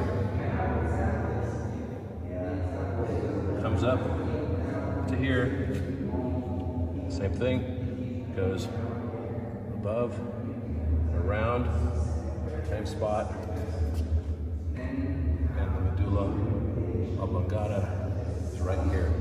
This line is coming down right here into the spiral. There you have it. Eye Horus. Do you want to comment on that, Robert? The floor is open. It's all yours. You talk about all of everything else that was discovered. Yeah, we found on that. Well, I've got in my presentation, I'm going to actually show some of these things, but basically on the sarcophagus, not only have we found the Alpha Omega, that is the representation in letter form of the Apis bull, that is the Alpha, and the Omega is the Hathor. And actually, Alan, if you could tell that story, I think it'd be a great story when I get to that section in my presentation, because I think you know this very well. You've known it for a long time, that this symbology is connecting the Alpha Omega to the Apis and the Hathor, and Osiris as well, and the resurrection of Osiris. So the Seraphim is also connected to this resurrection. So what we found on both sides of the sarcophagus were an eye of Ra on one side and an eye of Horus on the other side. And it's as if the right side, if you're looking from the entrance, right, against the back wall, which would be the west wall. If you're looking at that wall, on the right side of the sarcophagus, you would find the eye, and then on the other side, you would find another eye, as if it's the head of the bull, just exactly where you lay your head when you're laying in the sarcophagus as well, which I'll show a picture of too. And then on both sides, on the other side of the sarcophagus, on both the front side and the back side, facing the west wall, you'll find also a design that looks like a spiral, and it's got an intricate sort of geometric design around it. And then on the other side, you'll find a flower of life immediately underneath a Tau cross, which is right under the positioning of where the Alpha Omega is. And so Aleph Tav means Alpha Omega. It's both references to bulls and cows, again. In Hebrew, it's the last letter of the Hebrew alphabet. And in Greek, it's Alpha Omega. So the Tav and the Omega become synonymous. And so they're right there on that back side. There's also a compass and a circle on the edge or the corner of the rim of the sarcophagus. We also found Apollo found this, and Suzi was there with him as well, another Tau cross immediately above the entryway. And there's also an Eye of Ra on the back wall, on the west wall, about 12 feet up against the wall, right in the center of the wall, which I'll show that in the presentation I have as well. So for a place that's not supposed to have anything in it, I have a feeling that it's full of things that we just haven't had the eyes to see it and open our perspectives. I think somebody wrote some poetry about that. Yeah. Well, do you want to go into that now, Sure, or wait until sure. I'm going to show your No, documentary, or why don't you do that now? Then you can have Okay. we can all see what it is you're talking about. Okay, so can you see the presentation here? Sure. Alan? Yes. Okay.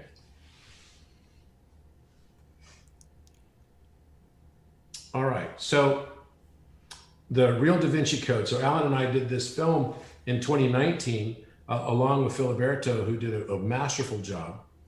And, this really came as a result of my first trip to Egypt in 2017.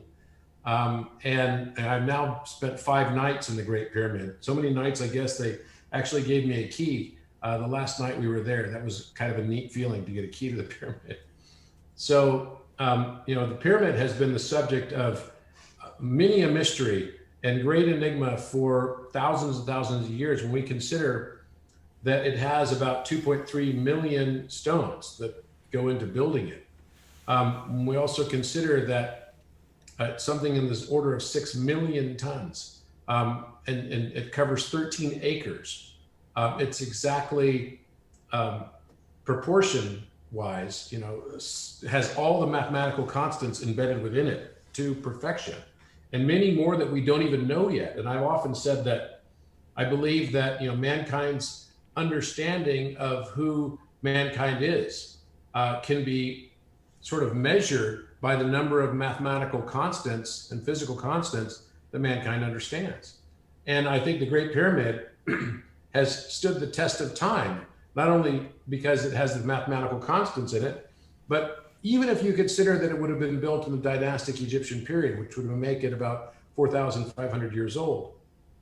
The fact is, it was still the tallest building on the planet for at least that 4,000, plus years. And I mean, we have new buildings go up every year almost to become the next taller building, whether it's the Burj, right, in Dubai, or in For a while, it was in Kuala Lumpur, the tallest building in the world. For a long time, the Empire State Building was the tallest building in the world. But here was the Great Pyramid that lasted for over 4,000, plus years. And I believe that it's much, much older. I believe Alan shares that opinion with me, is we're talking about something that's probably more in the order of about at least 13,000 years old. And yet here it is, standing the test of time. And, in Egypt, they have this saying that time fears no man, or man, the time fears no man, but the only thing that time fears is the Great Pyramid, right? Time itself has to look at the pyramid because this has withstood the test of time. So this was the first thing that I had discovered. And like Suzi, I found it because I had looked at it from a different perspective. First, I had been drawing in my notebook all week long, the Alpha Omega, and I had no idea what the significance of it was, but I just kept drawing it.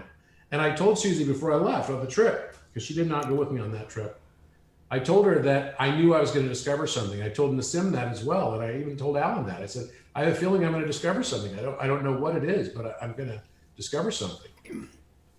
And this picture that I hand drew on the right side on the bottom is what I'd seen in the sort of, in my meditations, I guess, on what the orientation of the King's Chamber really is, and that there's representations of Alpha Omega, and on the back side of the sarcophagus. So you could kind of see in the front there that it is chipped away on the front left side of the sarcophagus, on the corner. On that back corner, exactly 31.4 inches in, so pi times 10 in, you'll find the Alpha Omega. And the Alpha Omega is 5.6 inches wide, which of course is a very significant number as well. The bent pyramid is all about 5 and 6. Alan's work has been all about 5 and 6. And it represents in alchemy the microcosm and the macrocosm. And you could see that the slope of the letter A itself is exactly 56 degrees, which is interesting. And I found that all the major mathematical constants are built into this. Now, a lot of people don't know that the meter measurement of the King's Chamber is exactly 31.4159 meters. So that's pi times 10. And that's because that's equivalent to 60 cubits. Well, 31.4 inches is right to the first serif of the letter A. So it's right in the center of these two letters, as it were. And I also noted that there was something very unique because the width of the sarcophagus is 89.62 inches, and right at the peak of the omega is 0.33 of that 89.62 inches.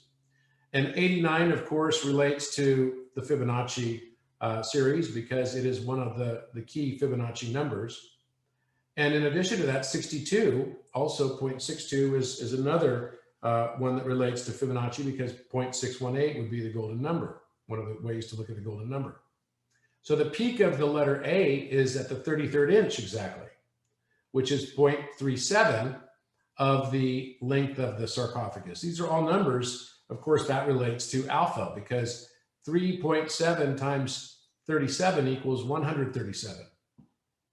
And I noticed relationships to gamma along the bottom, and where the alpha is at 56.62 inches, that's almost exactly what the omega constant would be. It would be 56.7 if it were exact to the omega constant. So clearly there's something going on, that this isn't necessarily just graffiti.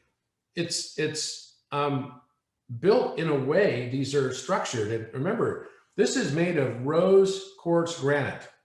So it's probably one of the most brittle materials on the planet. If you tried to chip this out, you would crack that whole thing, and you'd probably not be left with what you were starting to try to chip out. It might break apart because it is that brittle. And I remember when I first saw it, I pulled in the Egyptologists that were with me. They were waiting outside the King's Chamber, and I said, "Hey, have you guys seen this Alpha Omega before?" And Muhammad Ibrahim, who's a hieroglyphics expert, and Muhammad Zakaria were both there, and they were just like dumbfounded. And they looked at me And they said, "Did you just make this?" And I said, "Yeah, I chipped it out just now. Come on." There's no way. There's just absolutely no way. And once they got past the fear that they all had, that, oh my gosh, what did we just have here? We have a private visit and somebody just like vandalized the king's chamber. Obviously, that would not have been possible. And there's an old patina on them both as well. So I can only surmise, because it has right at that letter A is exactly related to the same dimensions of the Great Pyramid's King's Chamber perimeter value. That's pretty amazing. So, about a year or so later, a year and a few months later, I started drawing this Vitruvian Man. And actually, Alan, you're going to laugh. Guess what the date was when I actually drew this? 624. 624. That's exactly right. Good guess. And folks at home, because our son was born at 1 o'clock in the morning at 626. So I had drawn this just the day prior to her going into labor, which was the 24th, late at night. And you carried on drawing while she was in labor. Yeah, good. Surprising. That's right. So you just saw the video of the real Da Vinci Code. And so we set out, we're going to look for the other chamber, right? We want to find the throat chakra chamber. And actually, right after our first trip in 2017, the Japanese delegation had used the Muon scan and found that there is a large void in exactly the spot of where we believe the throat chakra chamber is. And so we were very excited, because we're like, okay, we didn't know if we were going to find on this trip, but we knew we would make some progress on this, very, very large decryption. And I had gone to the Vatican the year before. And while I was at the Vatican, I visited the Da Vinci Museum, which happens to be on the exact same square where Peter was crucified upside down, which is really interesting. And because it is an interesting fact as well, when you look at the Last Supper, the face of Peter is actually supplanted by the face of Da Vinci. So you find Da Vinci's face painted over, which is like a middle-aged man at the time when he painted it, painted over the picture of Peter, who was a young man. And so Da Vinci obviously depicted Peter in himself. And you'll also note that Peter is holding a knife behind his back as well, which is the subject of a lot of controversy and question. So while I was there, I purchased this very, very large book. It's super heavy. And in fact, it's the only thing I don't like about the book is it's so heavy. But in this book, I started finding references to these personal letters and notes by Leonardo da Vinci. And a lot of these notes are not recognized by either Walter Isaacson, who wrote the, sort of the treatise on the biography of Da Vinci's life. And there's clearly a section of his life that's missing and mysterious from 1482 until 1486. There's no references to Da Vinci's life, which is strange because this guy was arguably one of the most famous people in the world who was not a monarch at the time. And so everyone tracked his movements. I mean, there's a whole history of his life, even while he was alive. He was famous as an artist while he was alive, and an inventor and an engineer. Well, what I found is that there are this set of letters that basically Da Vinci had left in the Codex Atlantico. And, he is known as arguably, along with probably John Dee, at least among the world's greatest cryptographers. He always wrote in backwards mirrored text to start on everything he wrote to himself. All of his own notes were in this backwards mirrored text. And you got a frog in your throat, Alan. There you go. Almost all of his masterpieces are suspected to contain hidden messages in them, right? So the Mona Lisa, clearly, there's a lot of question about that as well, but take a look at his face here and you'll see it again in the Last Supper in a moment. You can even see there's on the Mona Lisa, on above her left shoulder, so on our right side, you can see a profile of a skull if you look closely enough. It's up on the upper right corner. You can see the teeth of the skull, the shape of the skull, and if your eye is trained for seeing these types of things, like we do in mathematics, looking for patterns all the time, you find these things much, much faster. But it was Da Vinci who also said, study the art of science and study the science of art. Learn how to see. Realize that everything is connected. Learn how to see. So in this book, Codice Atlantico, it mentions, it says there, and this is from the writer, and you can find this in Wikipedia as well. I believe nothing in what we know of this biography to negative such a fact, especially as the details of his life for some years are wholly unknown. Nor need we be at a loss for evidence which may serve to explain, at any rate to some extent, the strangeness of the undertaking of such a journey. We have no information as to Leonardo's history between 1482 and 1486. It cannot be proved that he was either in Milan or in Florence. So now he's writing a letter to someone that he refers to as the Devetdar, his patron, and who works for the Sultan of Babylon, Cairo. And in this letter, he is referencing a secret engineering work that he had been engaged and hired to undertake. And he chronicles in a very, very colorful detail his trek to Egypt and how he goes through Armenia and through these mountains that he refers to as the Taurus Mountains. And in the letter, he says, at last we reached Babylon, but this was not that Babylon which stood on the further shore of the river Chober, which is where Iraq would be in present day, but that which is called the Egyptian Babylon. It is close to Cairo, and the twain are but one and not two towns. So when I first saw this, I was like, whoa, wait, what? Because one of the things that we'd gotten some criticism on related to the Da Vinci Code video that we made is we had no evidence at that time that Da Vinci ever even made a trip to Egypt. How would he have known this information? There were many Hermetic texts that were released the year that Da Vinci was born by the Vatican. So the Vatican released from the Vatican Library thousands of Hermetic texts in 1451 and 1452. And so that created the impetus for a major renaissance in the world at that time. But we don't know that, Da Vinci, up until finding these references, ever traveled to Egypt. We had no evidence of such. But now he's writing a letter to the Devetdar, or the lieutenant of the Sultan of Cairo. Interesting. And he gives a very conspicuously detailed account of the Taurus Mountains in particular. He goes into, I've never seen anyone describe a mountain like he describes a mountain. He goes into where it's situated, how it's exactly pointed to due north, how their sun falls on both sides equally throughout the daytime. He also goes into the structure of the Taurus Mountain. The structure. Now, usually you don't refer to a mountain as to its structure, because structure usually entails some degree of architecture. Clearly, mountains aren't architected, at least not in the sense that we're thinking of. And so why would he be using such words to describe the Great Pyramid? He goes into detail also about how he enters its great cavern inside. And so, just quoting his own words, the peaks of the great Mount Taurus.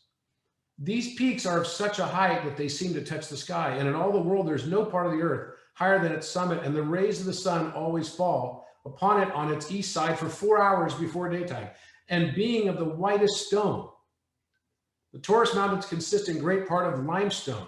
It shines resplendently and fulfills the function to these. And then, of course, you have right on the outside, Taurus, right? The master apis lapis that we just heard about in that basin, right under those two very large hieroglyphic chevrons, telling us that it is actually Bull Mountain. And all these references you can find in Codice Atlantico 1336 and 1337. It is not the subject of debate whatsoever that these were written in the hand of Da Vinci. So even art historians believe that, but art historians have discounted it to say that it must be fictional because of the flowery way that he describes the mountain, which doesn't really make sense. Well, they're not looking at it from a cryptographic perspective. Then he goes on to say, among the gloomy rocks, I came to the entrance of a great cavern, in front of me which I stood some time, astonished and unaware of such a thing. bending my back into an arch, I rested my left hand on my knee. So imagine he's kind of like left hand on my knee and held my right hand over my downcast and contracted eyebrows, often bending one way and then the other to see, right? And this being, okay, to see whether I could discover anything inside, and this being forbidden by the deep darkness within. And after having remained there some time, two contrary emotions arose in me, fear and desire. I think he chose every word deliberately, even that word arose. Fear of the threatening dark cavern and desire to see whether there were any marvelous thing within it. And candidly, that's exactly how I felt the very first time I walked into this room. I knew something was very special about it. I had no idea what it was going to be, and I had some fear, and also the fear was overcome by my desire to understand what that experience was going to be. And many people report the same feeling when they go into the King's Chamber. So interestingly, over Christmas, I was kind of like, I had this feeling looking at La Belle Ferronnière that it was not actually some anonymous person, that it is actually Anne Boleyn, which, by the way, Boleyn comes from the word Bolin, which is bull, just like the 17th Earl of Oxford, who was actually the lover of her daughter, Queen Elizabeth. So Anne Boleyn was the mother of Queen Elizabeth I, and it turns out she lived in the same house with Leonardo da Vinci for 3 years, from 1516 until 1519. See, when the French invaded Milan, one of the first things that King Francis did was he called for Leonardo da Vinci. He wanted Leonardo da Vinci to be there because Leonardo had built this giant bronze horse. He was a sculptor also, and they had melted it down, most of it, to make bullets, right, for the Sforza family. But when Francis finally attacked and got control of Milan, he said, "Bring Leonardo to me." He's the most famous artist in the world at the time. And King Francis wanted to have a replica made of the Last Supper as well. He wanted that painting for himself as well. And so, he actually invited Leonardo to move into his house at d'Amboise, which was the Chateau d'Amboise. Now, interestingly, he even had Leonardo become the architect for his new castle, which is the castle Chateau de Chambord, which is a very famous castle that is gorgeous. It's got these pirouettes. You'll recognize it when you see it right away. It has very unique architecture, and it was the seat of where the French kings lived for a long time. But basically, this Leonardo moved into the house at the same time that Anne Boleyn, as a late teenager at the time, was also living in the French court. Anne Boleyn's older sister, you might remember from the movies about Henry VIII's life, was Mary Boleyn, and Mary Boleyn was one of the mistresses, the well-known mistresses of King Francis of France. There was a great rivalry also between Francis of France and King Henry VIII, who were cousins. So Anne Boleyn lived there, and she was referred to as the most enchanting woman of the king's court at the time. And there's rumor that she was also one of the mistresses of the King of France, and Mary Boleyn became a mistress of the King of England as well. But interestingly enough, in only January of this year, it started becoming more and more recognized that the picture that Leonardo had painted, everyone knew it was Leonardo's hand, was not just some daughter of an iron maker, but actually it was Anne Boleyn herself. And I remember positing this and then finding references to it online. And interestingly, there's even references to this where it refers to Sitting Bull, etc. King Henry VII and his son, like when we think of Western films of Sitting Bull, she was Boleyn, and of course her grandson-in-law would have been the Earl of Oxford, which means bull crossing. Now, I noticed, though, something else, because this picture was right from Wikipedia, and I noticed there was something around her head. And this was on our first day when we were in Egypt. I was kind of back in my room looking this up because I felt kind of, I don't know, drawn to it somehow. And I noticed something around her head, and sure enough, I changed the contrast on my iPhone so that you can do this. You know, you can look at different colors, etc., in the edit mode. And I noticed that there was an eye around her head. And the eye was oriented as if it were the eye of Horus.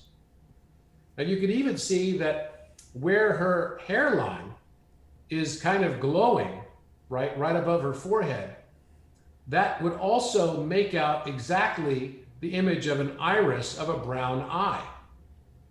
So I thought that is really fascinating. So right down the center where her part would be where the iris would be. And he has her part there. So he's actually got kind of like a straight line telling us something about the pupil, right, as well. And then when you look at the rest of the image around, I started noticing something else, that it looks like there's a face on the left side of Anne Boleyn's head. You could see what looks like a nose, but it doesn't look very humanoid. It looks almost like a lion, like a lion man. It even has a tongue sticking out. And you can kind of see that. If I show you where my cursor is here, you can see a nostril here, another nostril here, and a nose right here, and then what looks like a cat pad right where a cheek pad would be, and another one on this side, and then a tongue sticking out, right? And of course, here's the full eye as well. You can even find some squiggly type stuff here, which would be representative of the medulla oblongata, right, in the eye of Horus.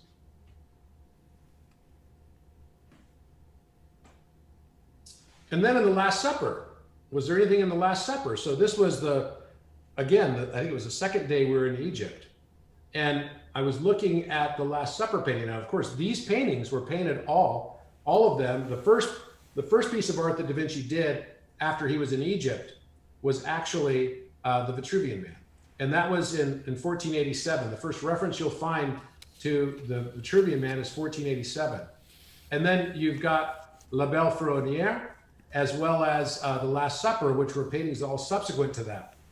So when Suzi was making the reference saying that she believed, and I agree with her, that all the paintings are connected, telling us a story for those with eyes that see, that would be all the paintings that were done after 1486 when he returned from his trips to Egypt.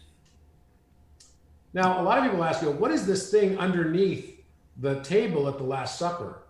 Well, according to history, a portal doorway was cut through the Milan fresco as the painter was unrecognizable, which is totally ridiculous. So they're basically saying that this must have been done in 1652.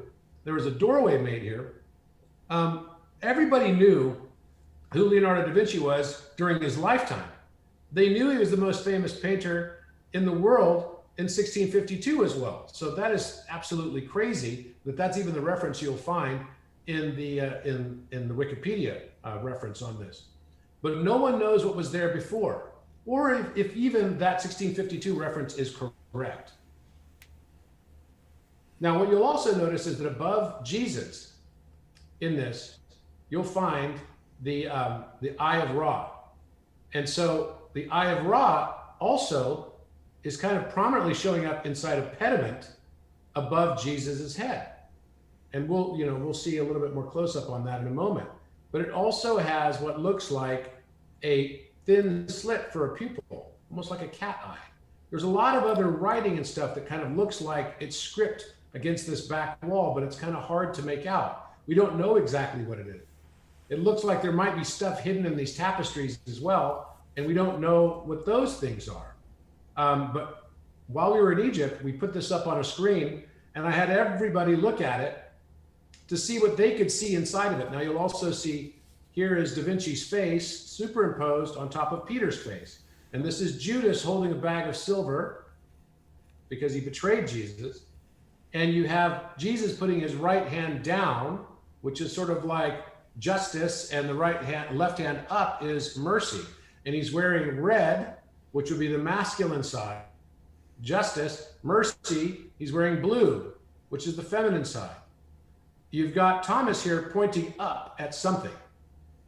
Well, what are we looking at? We don't know, right? Maybe he's pointing that there's something up here. We don't know.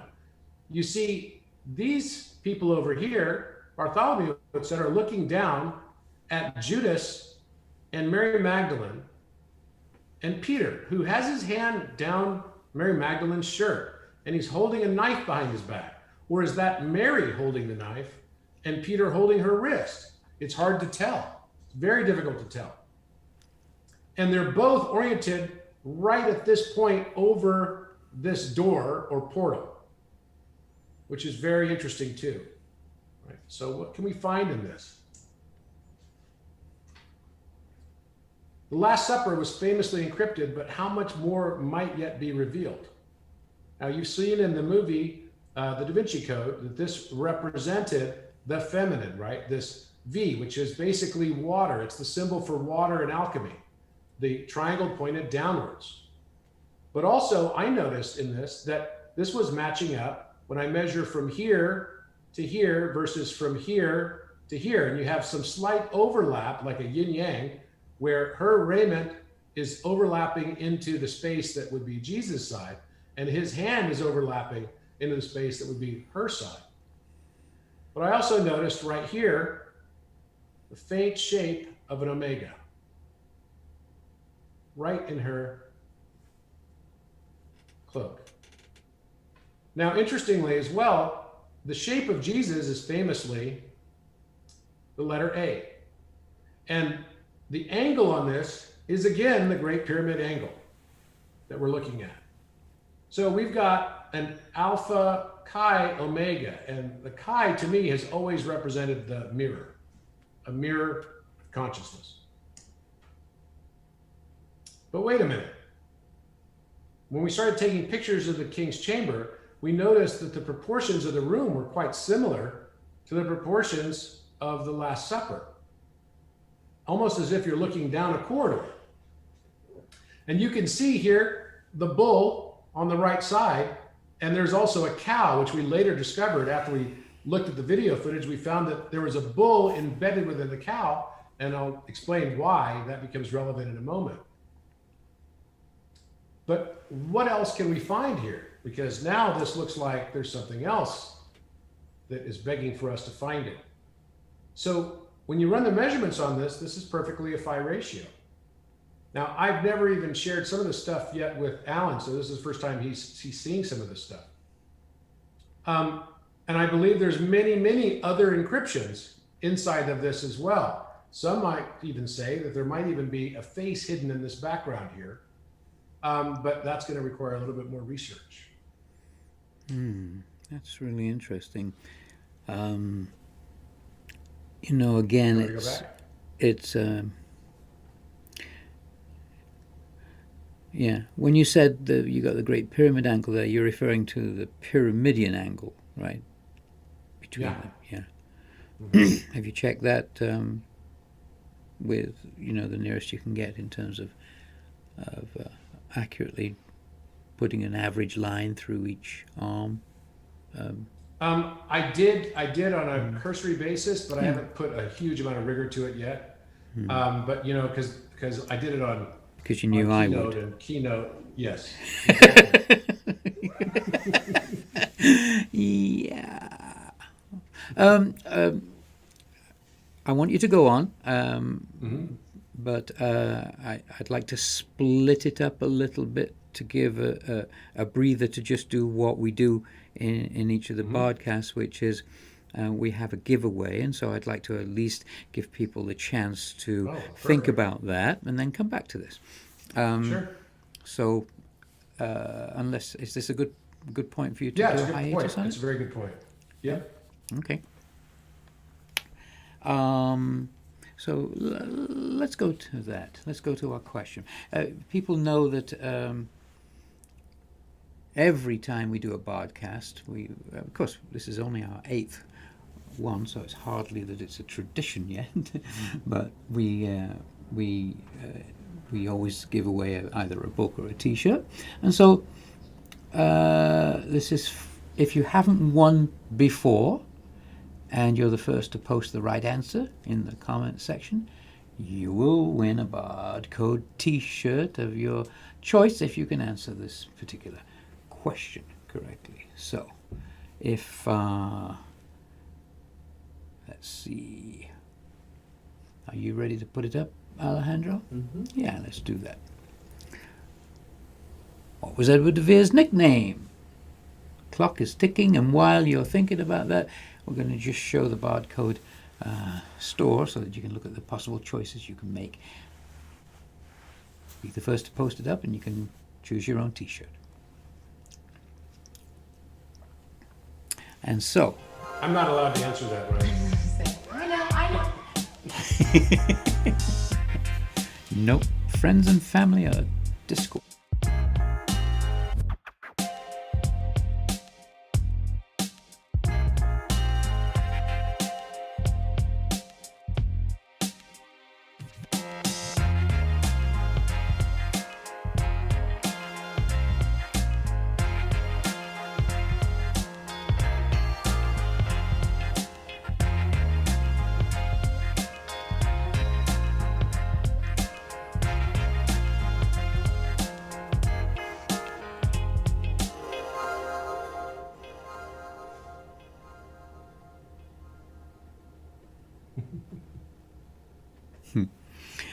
So carry on, Robert. But I want to be able to, I want everybody to catch what you want to say. But that gives us also time to check, because we have to have a couple of people checking to see what the comments are. Make sure we give a prize to the right person who was the winner. And as soon as we do, we may interrupt this broadcast to bring you news of the winner of the latest T-shirt, which cannot be Suzi Grant. I repeat, cannot be Susan Grant. Do we see her name? Oh, she's put. No, she hasn't. She wouldn't do such a thing. All right, so carry on, Robert. I don't mean to interrupt you, but at perhaps in 5 to 10 minutes we will check in to see if we have a winner. All right. Where'd my presentation go? It's just minimized. It's down over here. Minimized. Meanwhile, while Robert's finding that, I'd like to do a few impressions for you. There we go. There we go. Well, if that's the way you want it. That was Ella Fitzgerald. Maybe Louis Armstrong, but definitely not Ella. She's one of my favorites. Okay, so now look at this. I'm looking. So the sarcophagus was actually moved from its original position, which was more centered in the room. There's a lot of conjecture as to where exactly it was. But if it were centered, it would be exactly where this portal door is underneath Jesus in the Last Supper. Now, what's also interesting is so that we'd have to move it just slightly over here. It's also askew, right? Moving more towards the western wall than being straight on.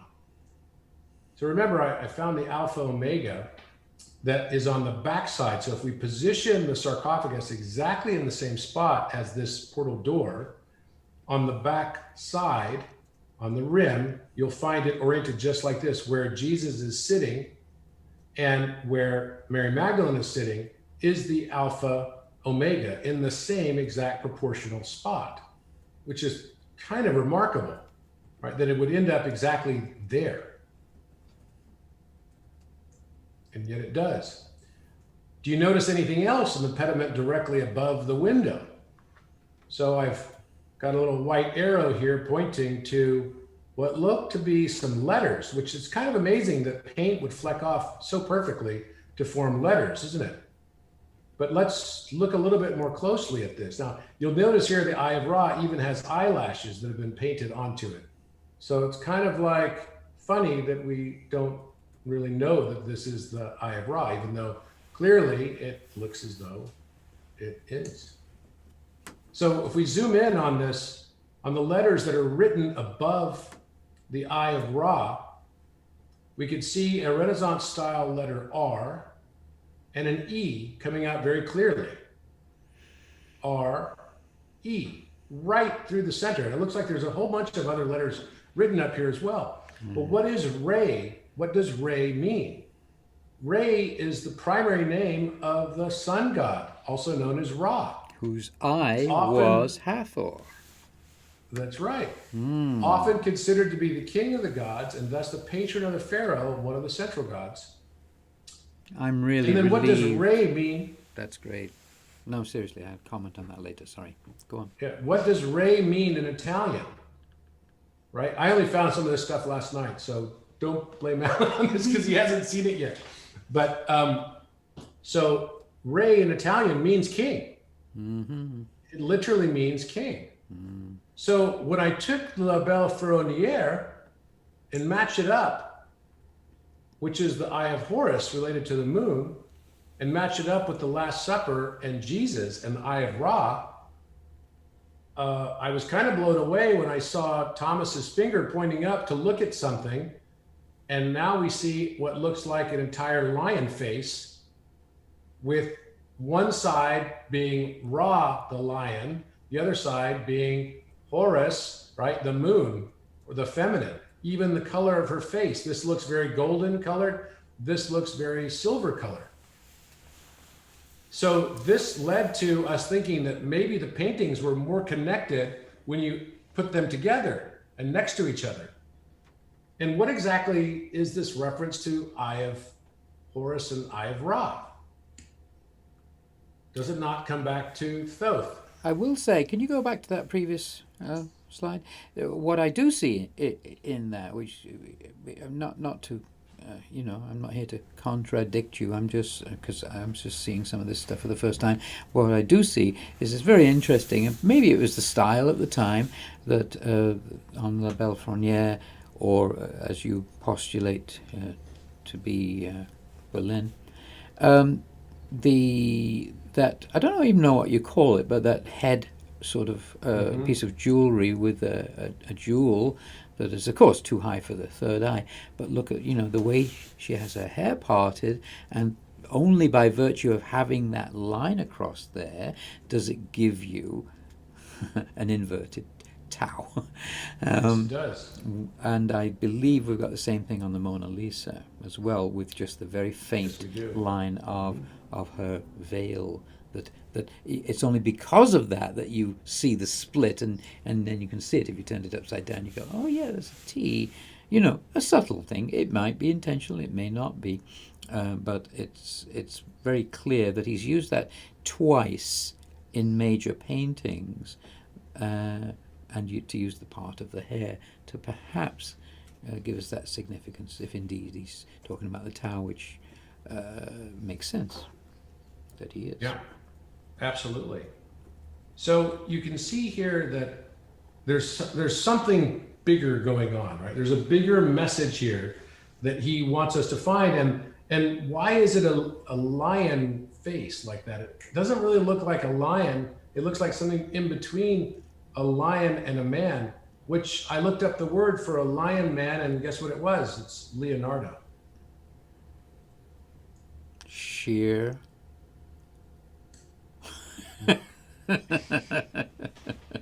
So, in Hermeticism, in Hermeticism, Thoth is known as the Great Trickster, right? And Thoth is also known as the divine hermaphrodite, the one who is equally balanced in masculine and feminine energies. Well, interestingly, the shape of the lowercase alpha, if you flip it on its side, becomes the same shape as the omega, right?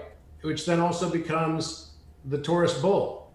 Maybe that's why it's called Aleph, because Aleph means the number 1, and it also means bull. Yeah.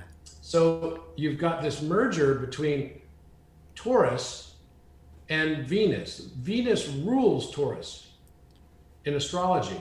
You merge these two together and you have Thoth, Mercury, messenger god. Yeah. So here we have the eyes of Horus, the eye of Ra, Re, and the eye of Thoth also. This is an interesting one I just found this morning. The right eye, sun-related, masculine yang energy, explores reason, mathematics, logic, science, and language, a symbol of good luck and creative action.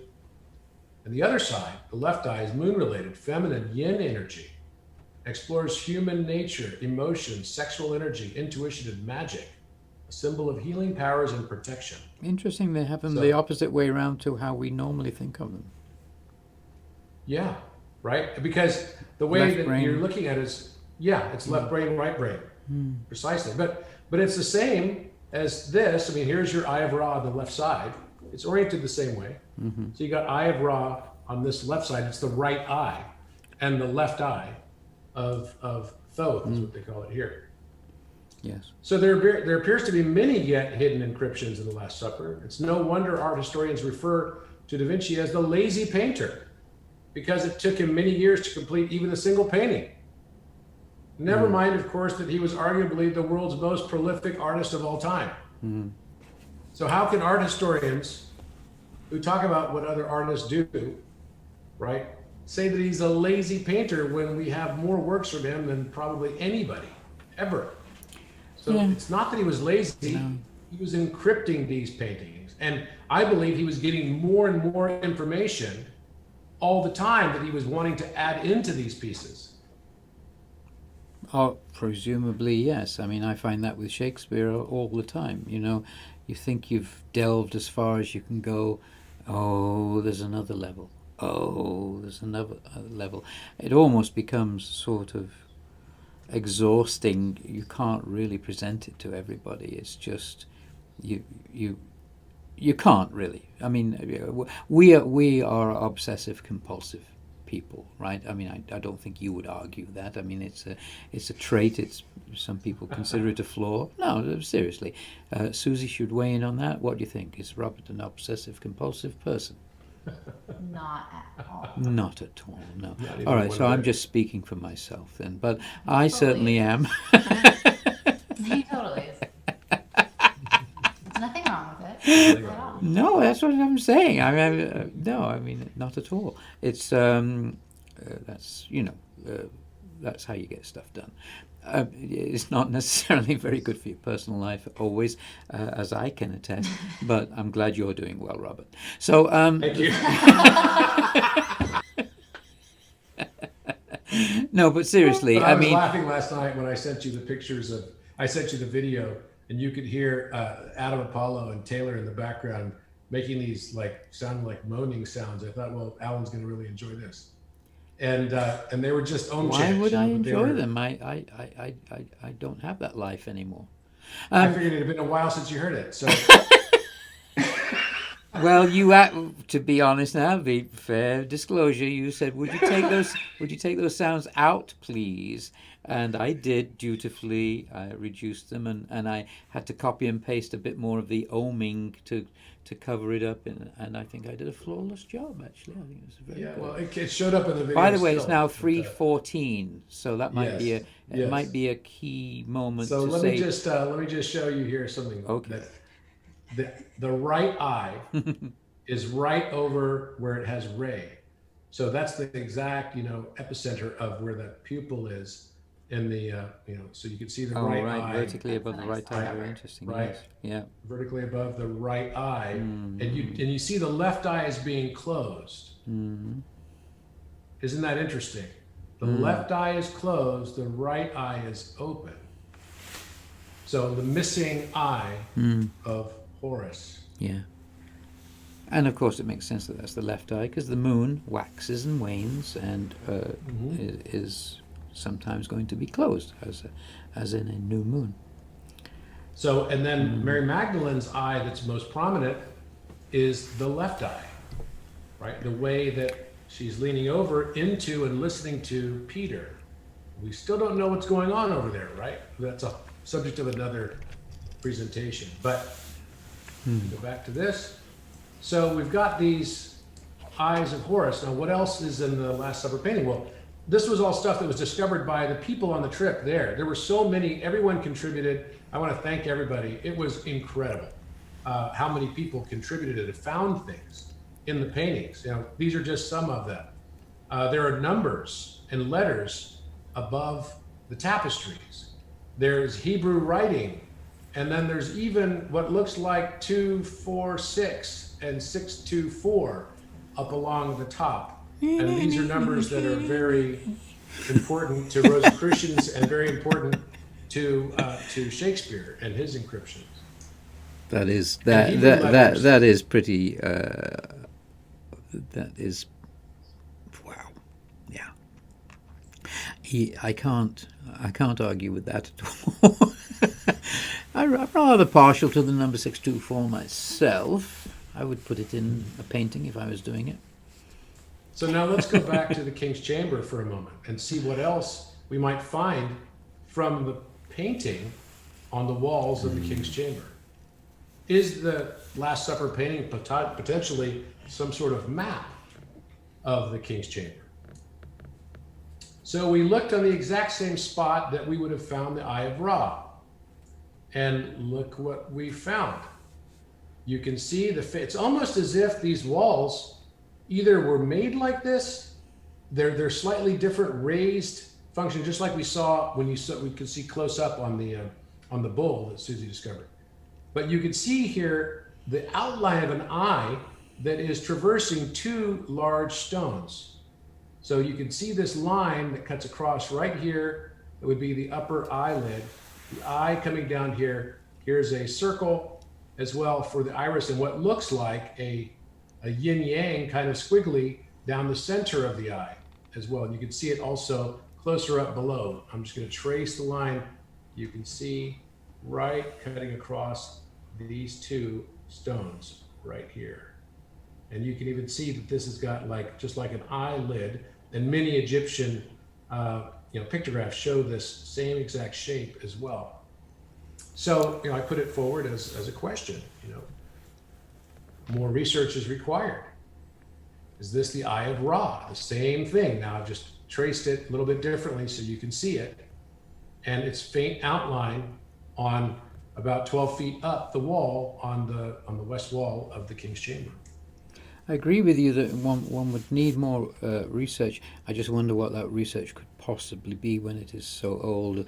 Would there be forensics that could be done that might even be able to detect? Being able to do, how about just being allowed to go in and getting really good photography with proper lighting and not being rushed out, you know what I mean? Like for research purposes. Sure.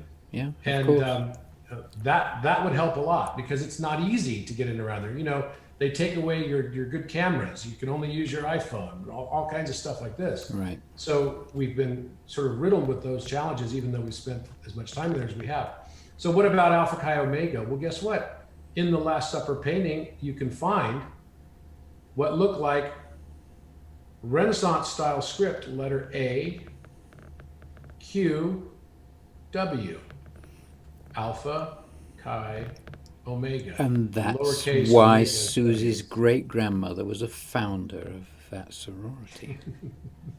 Wow. Speaking Exactly of Suzi, why. this is Suzi in the sarcophagus.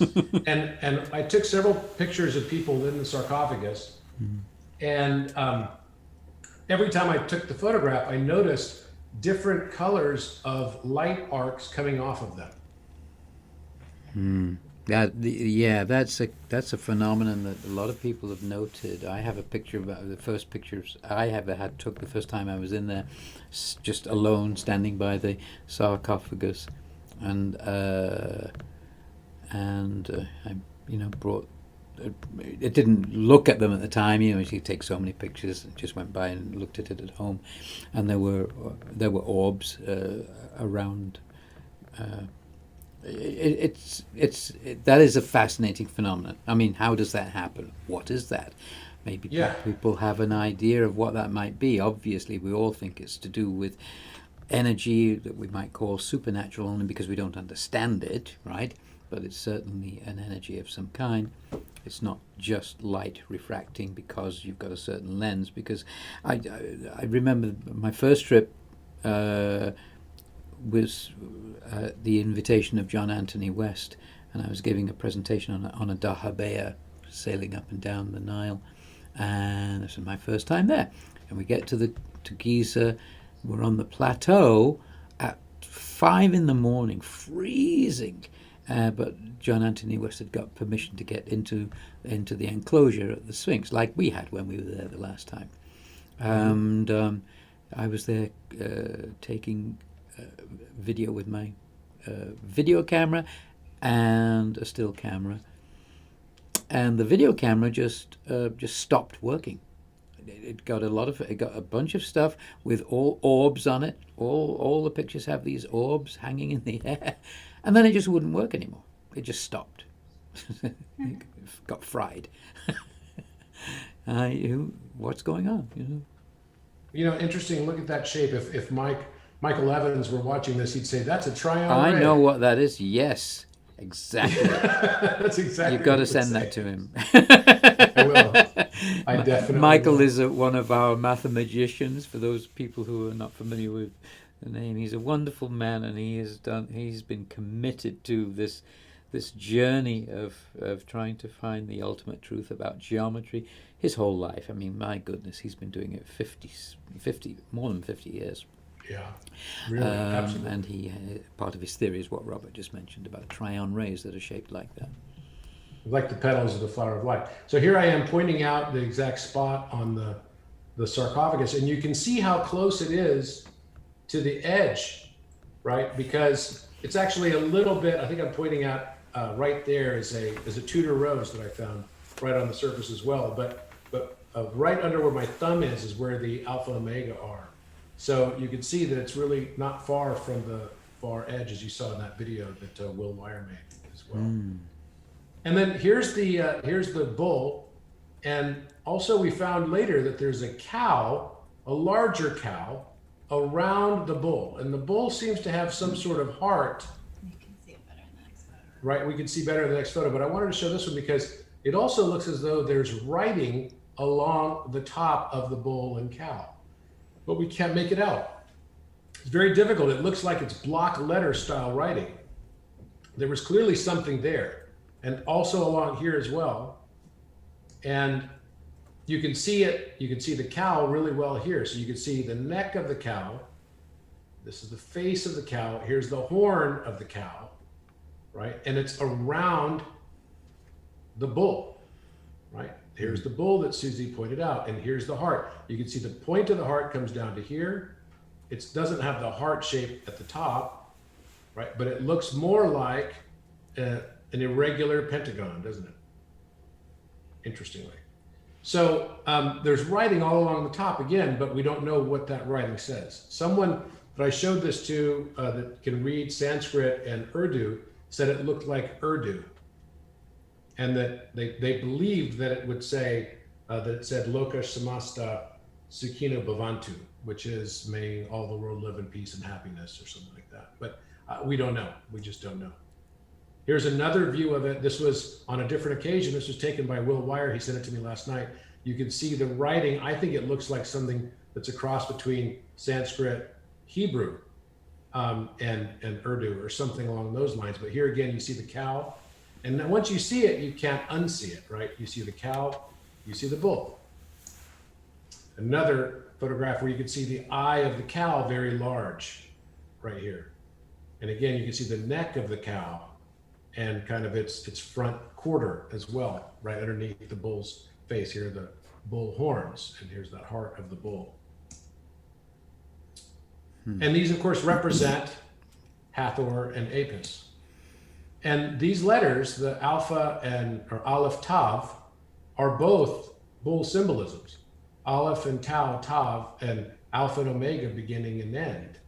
The Ka is also the bull, or cow, right? Power, strength, fertility. And there's been a lot recently found in Saqqara, hasn't there, in the desert, very recently. They found over 100 new sarcophagi. And the first 24 they found, of course, were the very, very large sarcophagi that they believed were for the Apis bulls. Now, interestingly, you can see here as well that the symbol for M is not too dissimilar from what it was for us, today and in ancient history. This is the same symbol as Mem, and it means water in both Egyptian and in Hebrew. It also means king of water in Hebrew. So when you make a golem statue, a little clay person, it's supposed to be inscribed at its head with the letters Aleph, Mem, Tav. So Alpha, Omega, centered with water. So, of course, this is the Apis bull. The Apis bull sacrifices himself for his mother, the Hathor. It's a beautiful story. And this is a well-known story in ancient Egyptian mythology. And so they are represented by the letters Alpha Omega. So people that think that Alpha Omega are Greek letters, I believe that they're much, much older. They're probably from Atlantean or some very ancient civilization that then became loaned into Egyptian and then came back into Greek, or maybe were carried through with Greek the entire time. But we just don't know. It seems like we're missing a lot of our history that would tell us these things. The ancient name of the Giza Plateau is Rostel. Sorry, go ahead, Ellen.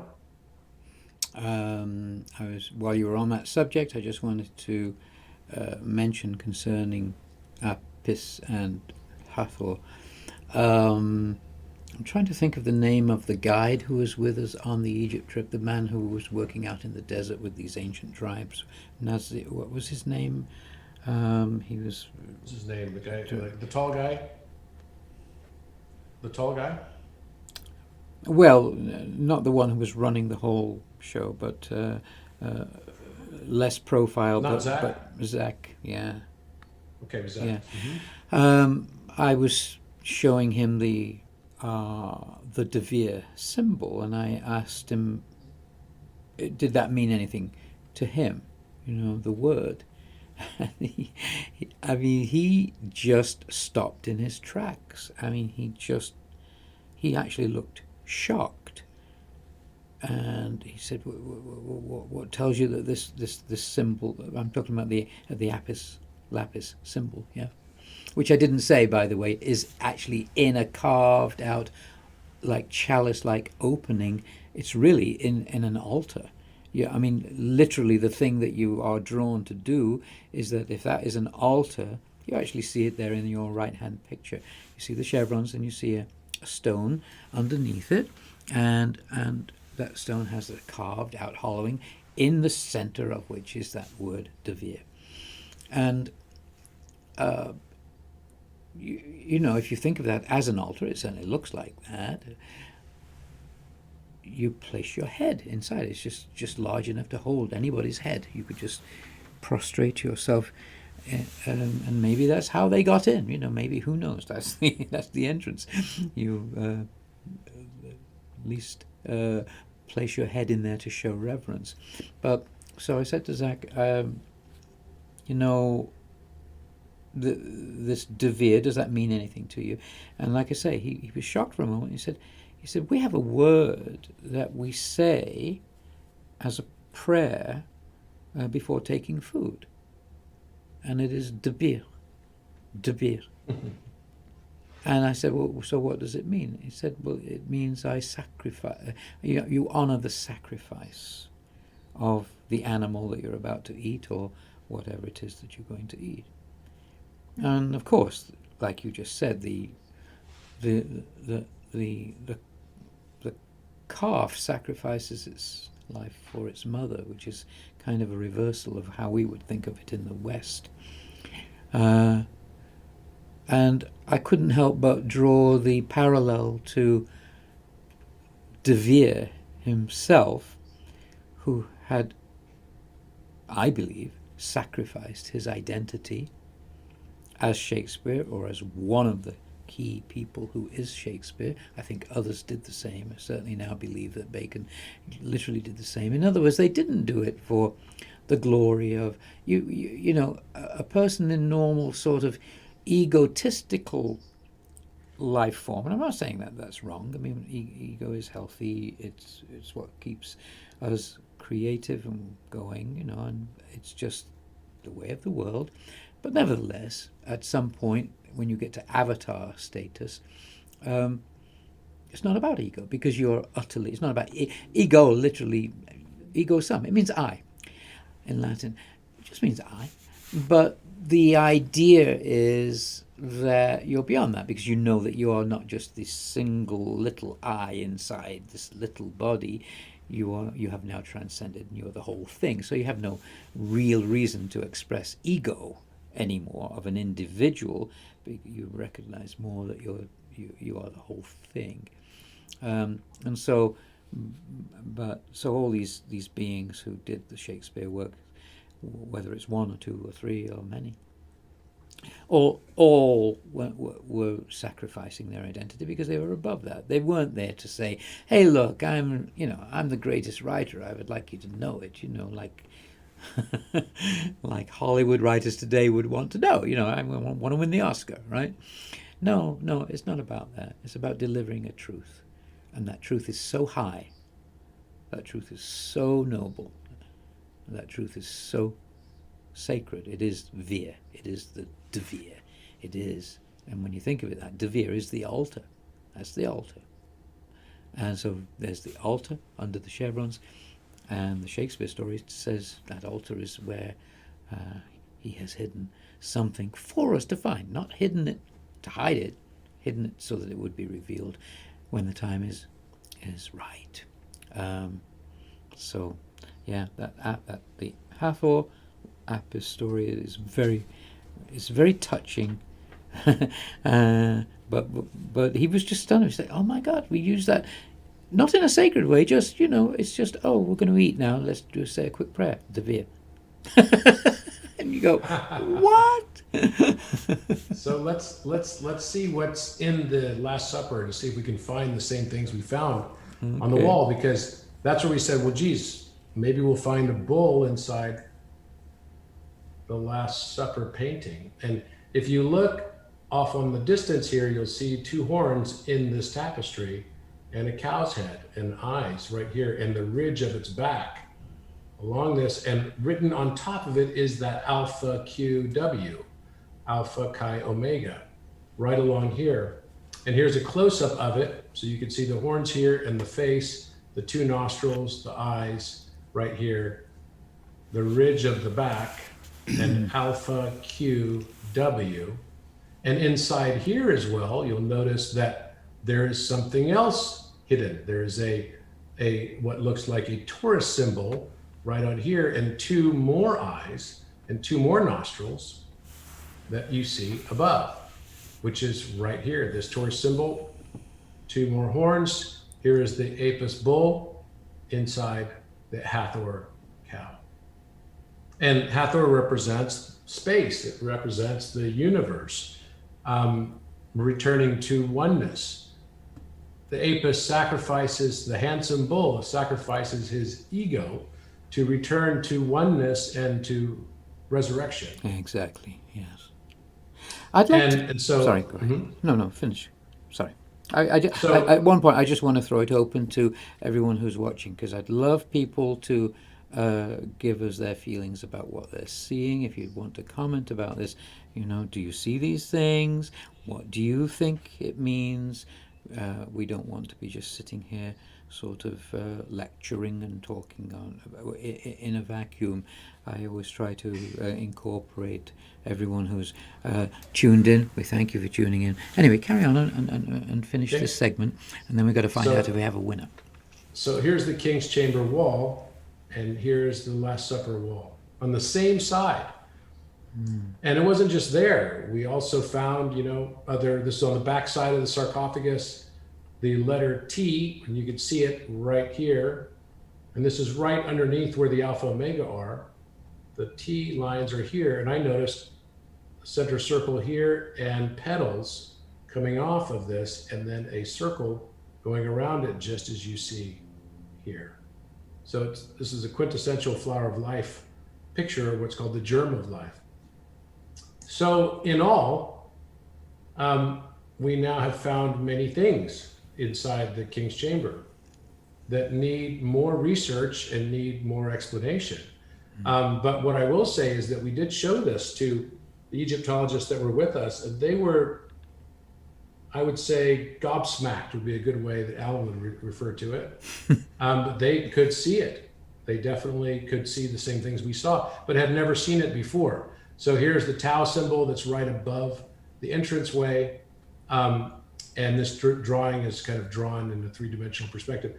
And then there was also another thing above that as well that's a little design that's hard to make out to draw a picture, but clearly something there. I believe this room is full, absolutely full of hidden messages. The cow, the Apis bull. There was also a design right next to the head of the cow as well. This is where the Eye of Ra is. There's another Eye of Ra here, Eye of Horus here. There was a design also on the front side that I didn't show you, but also there's a design here. And then that flower of life is on the back side. The Alpha Omega is right here as well. So I think this is going to be a continual, sort of like unlocking, as it were, unraveling of a much, much larger mystery. Certainly. Well, we need to get more people engaged. So I want to throw it open to all of our viewers. Alan, why don't we do this first? Let me finish this first, and then, because I'm almost done, Sure. and then we can do that. Okay, sure. Oh, sorry, I thought you were doing through that way. Yes. So Ros Tau, Tau Ros, Rose Cross, Rosicrucian. So if you go on the Rosicrucian website today, it mentions Leonardo da Vinci as one of the founding members, right? And so this moved over for some reason, but it should be right here, that little red circle. And what's also interesting is that, the granite that is used is a rose quartz granite, which is a very unique kind of granite. It has a composition of 55% or more of quartz crystal. Now, interestingly, sound travels through air at 343 meters per second, but through granite, it travels 6,000 meters per second, 17 and a half times faster than air travels through air. Air travels through the King's Chamber. Sound travels through the King's Chamber. So 17 and a half times faster. Think about that. That'd be like having an accelerator on light speed, Sure. but there's no such thing, right? Having an accelerator on sound speed is what's happening inside that resonance chamber. The two birthstones for Taurus are emerald and rose quartz as well. And rose, this is why rose is one of the symbols of the bull. And it represents the heart chakra, governing the emotions, especially love, known as the love stone. So Da Vinci squared the circle. And he did it in a very different way, because if he'd done a blue square, as you see on there, that would have been a perimeter squaring of the circle. If he'd done a red square, as you see on there, that would have been an area squaring of the circle, but he does neither. He does neither. He does the green square. So it's something in between the red square and the blue square. But what I also noticed was that the bottom line of, if I centered his square he drew over the circle, would match up to where the line of a pentagon would fall if it were inscribed within his circle, as you can see here. So that is very significant, because what it then shows us is that inside of the Da Vinci circle was the one that the pentagon is inscribed within, this one right here. And then I exascribed a circle around the square that Da Vinci drew, and that turned out to be pi times 10. This turns out to be roughly the Euler number in length. And that's when we're using, if and only if, your radius is 4.32 inches, which I happen to have a Taschen copy that is to scale, and that is exactly 110 millimeters, half of which turns out to be 4.32 inches. And no one had probably measured it or thought about it in inches before, but that was a unit of measure that was used in the time of Da Vinci. So then that would give us 5 inches as the radius to the outer circle that would exascribe the Da Vinci square. Now, it just so happens that those dimensions would perfectly match as well a hexagon that would be exascribed around the circle Da Vinci drew, and that would encompass then its points. So we have a pentagon inside of a circle that's exascribed by a hexagon that's exascribed by then a circle. So you've got a hexagon-pentagon relationship. And this is giving us a 0.864 right ratio against the diameter here, right? also 0.864 against 5 inches, 4.32 inches. So in gravity, mass, and time all relate to this. In fact, we have 86,400 seconds in a day, and the speed of light is 186,400 miles per second in one of its measurements. 432 squared is 186,624. And interestingly, the circle with a circumference of 4.32 has a diameter of 137.5, which is the golden angle. So all of this is pointing to a message that we found related to electromagnetism and gravity. It's really about the separation of light from darkness. But why the pentagon and the hexagon? And why did Alan find pentagon and hexagon in all of his work? Well, actually, it's giving us a message about the icosahedron. Because the icosahedron is the only polyhedron, right? This is the only platonic solid that you can look at from one angle and see it as a hexagon, and from another, you'll see the pentagon hidden within, right here. So this is the same icosahedron, just rotated. And here's the hexagonal reference, and here's the pentagonal reference. And together, these form the truncated icosahedron as well. And this is 5 and 6, 5 and 6, 5 and 6. The COVID virus is 5 and 6, but also water clusters in that truncated icosahedron. And to make a truncated icosahedron, all you do is you knock off the corners where the pentagons basically are formed. You can see a pentagon right here in perspective. You knock off the corners of each of those points, and as you do so, it will form a new pentagon here, and then that will give you a perfect truncated icosahedron, or sometimes referred to as a buckyball. This happens to be the real scientific structure. The icosahedron is the structure of clusters of water. Now, this has been around for thousands of years. How the heck did the alchemists and Plato even know that the structure of water was an icosahedron? That's pretty incredible. Mm-hmm.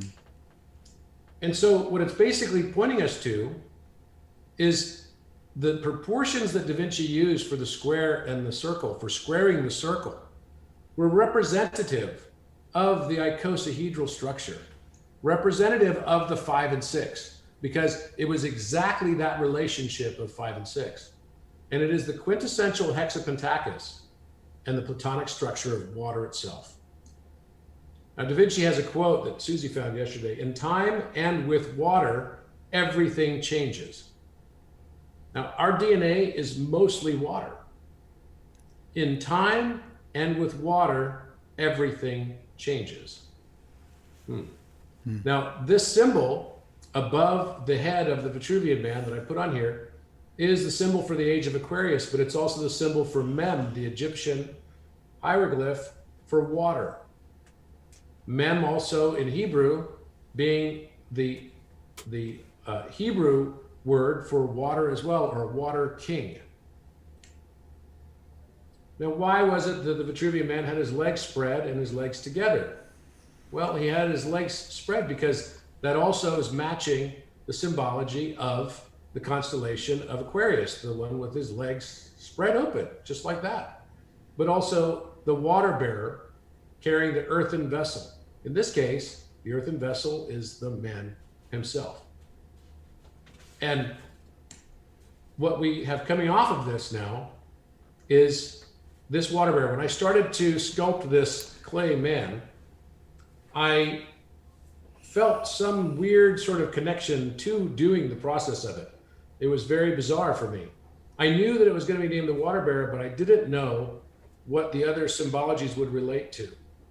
The crown is the shape of the mem, and it is built on the 5 and 6.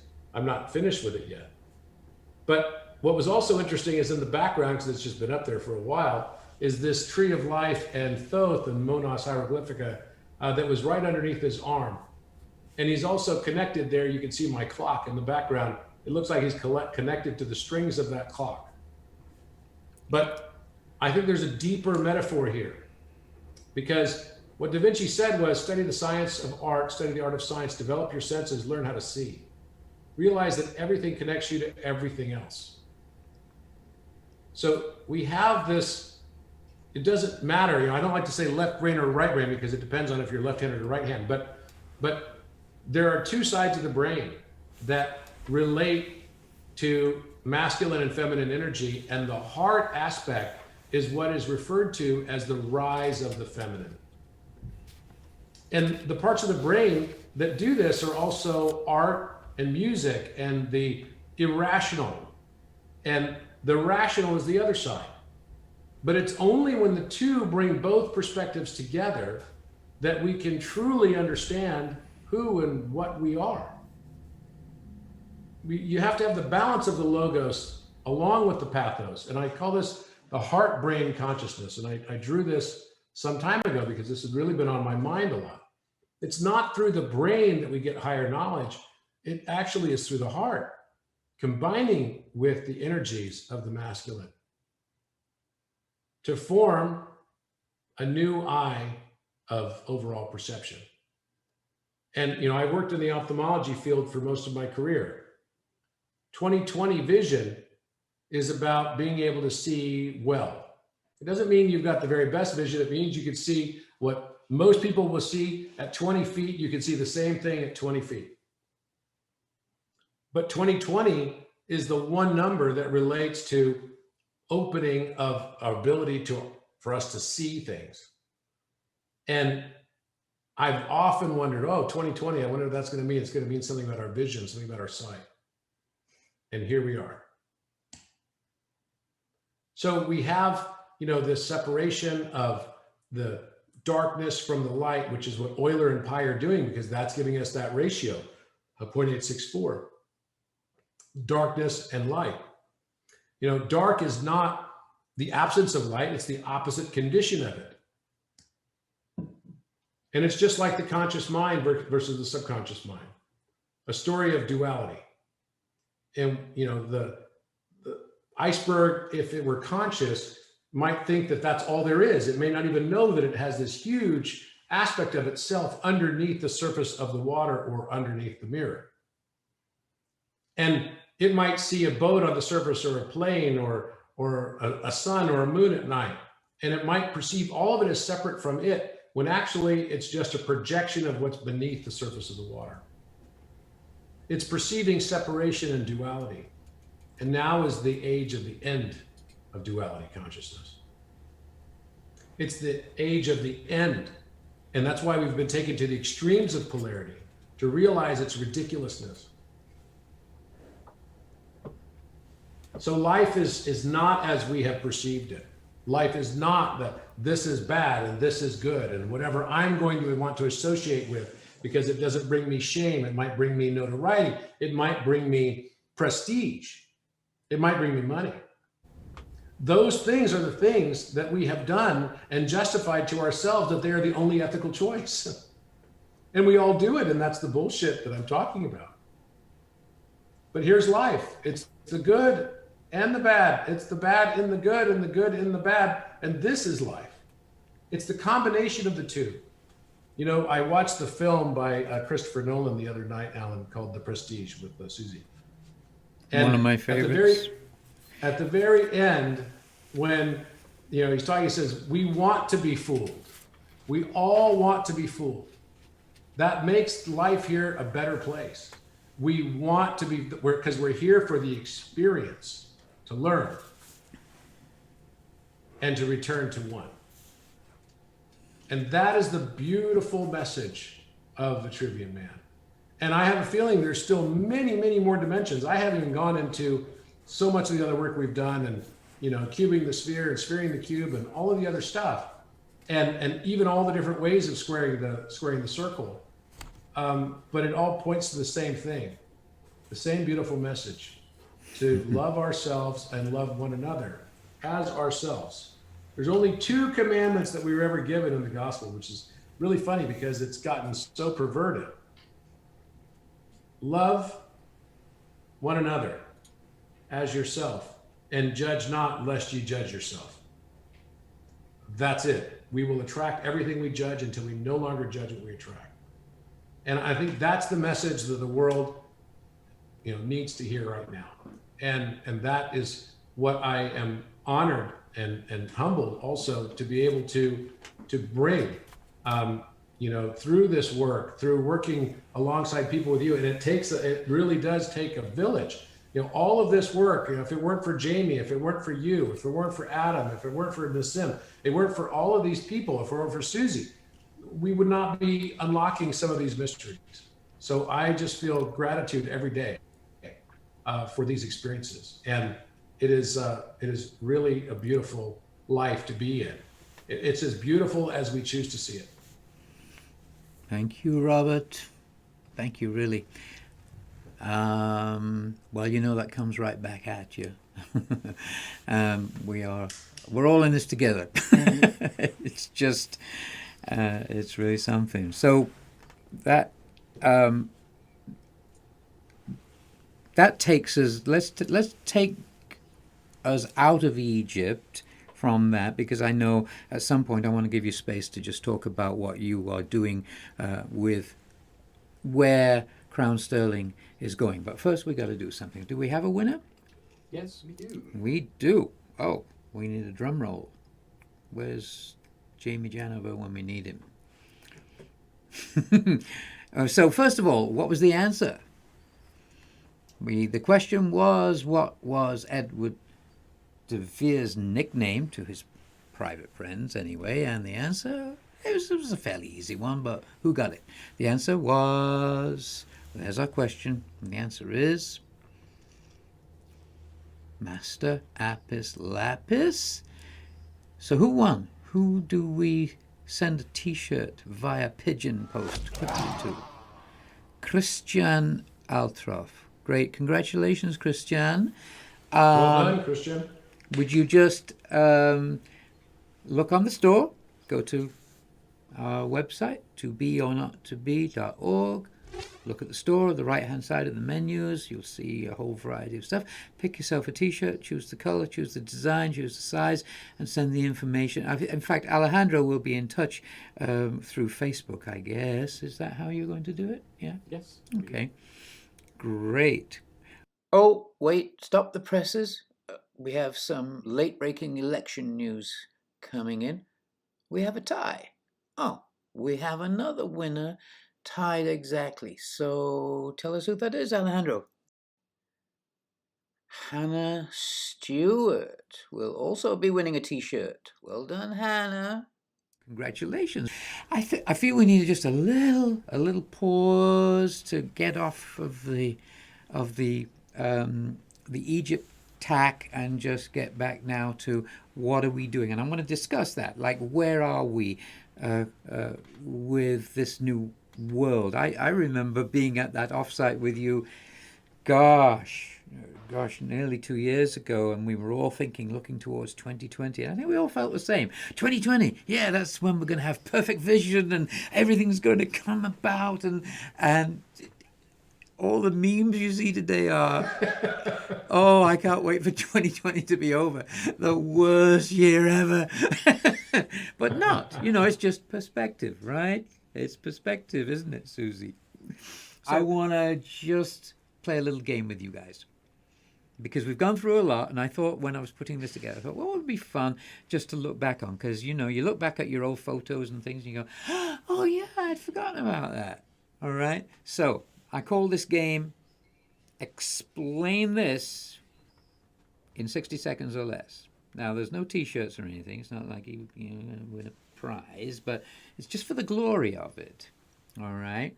So I'm going to show you a variety of pictures, and I want you to just chime in and say, oh, yeah, I remember that. That was such and such. Okay. What's this?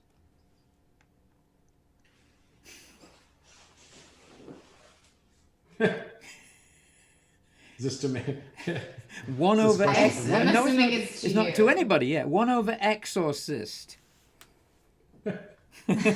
Or, at the same time, I happen to put a gravestone.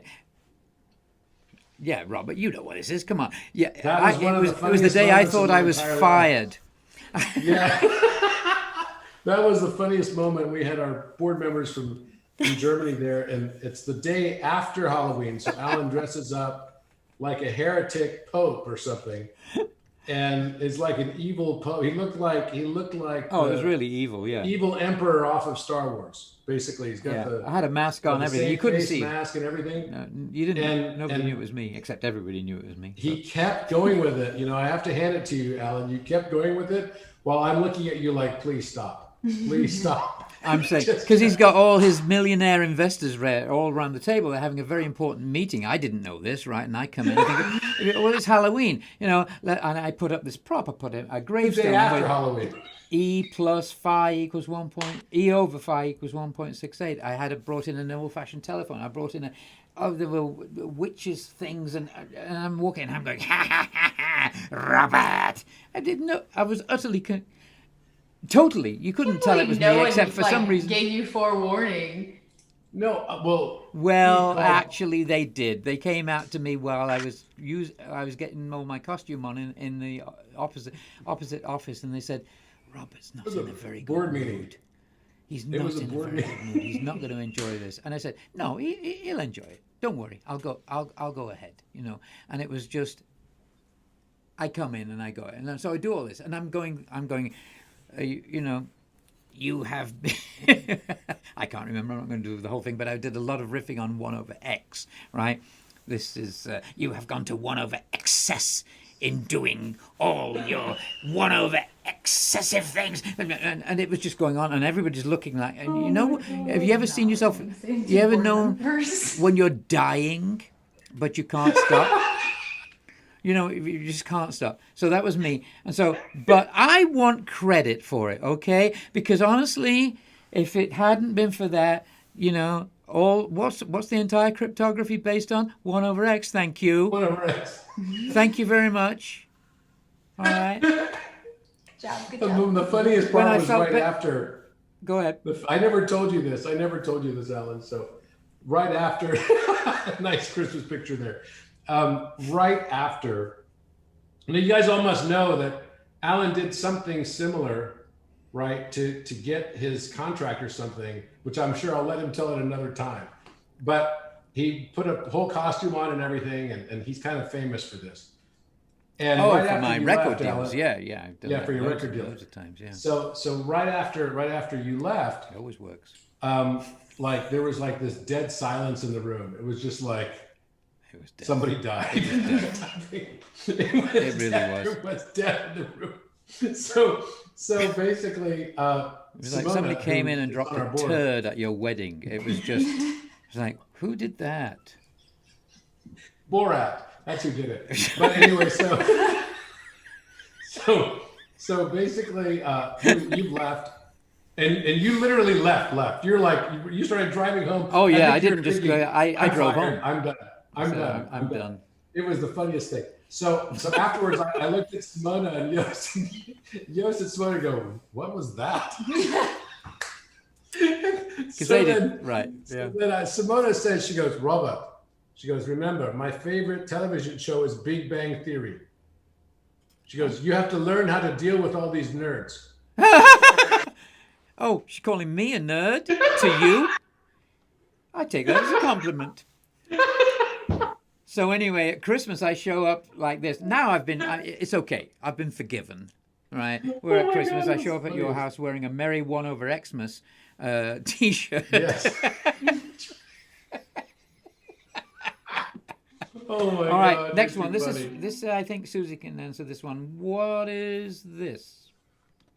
Oh, that is the sky in our backyard on Robert's 50th birthday. 50th birthday. Yeah, and he's missing his left eye. Look, he's like a head that's missing a left eye. Can you believe That was on my 50th birthday. Yeah. people at home?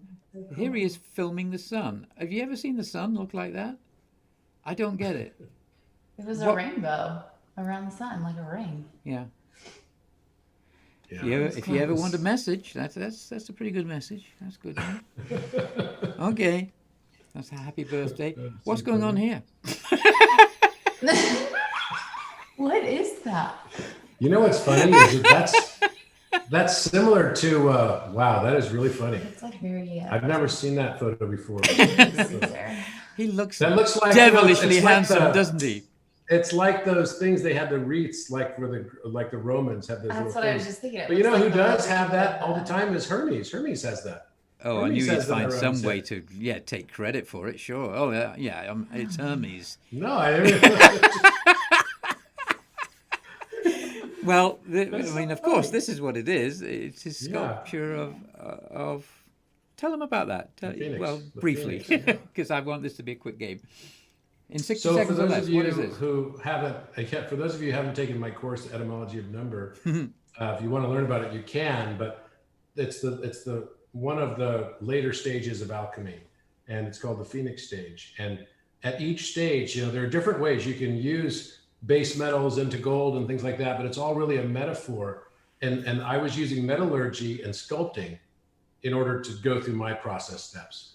And so it doesn't all have to be the same way, but that's what this was. It was gold and copper mixed, and ultimately that was turned into many, many colors. So it actually looks like a rainbow. Yeah, it's really beautiful.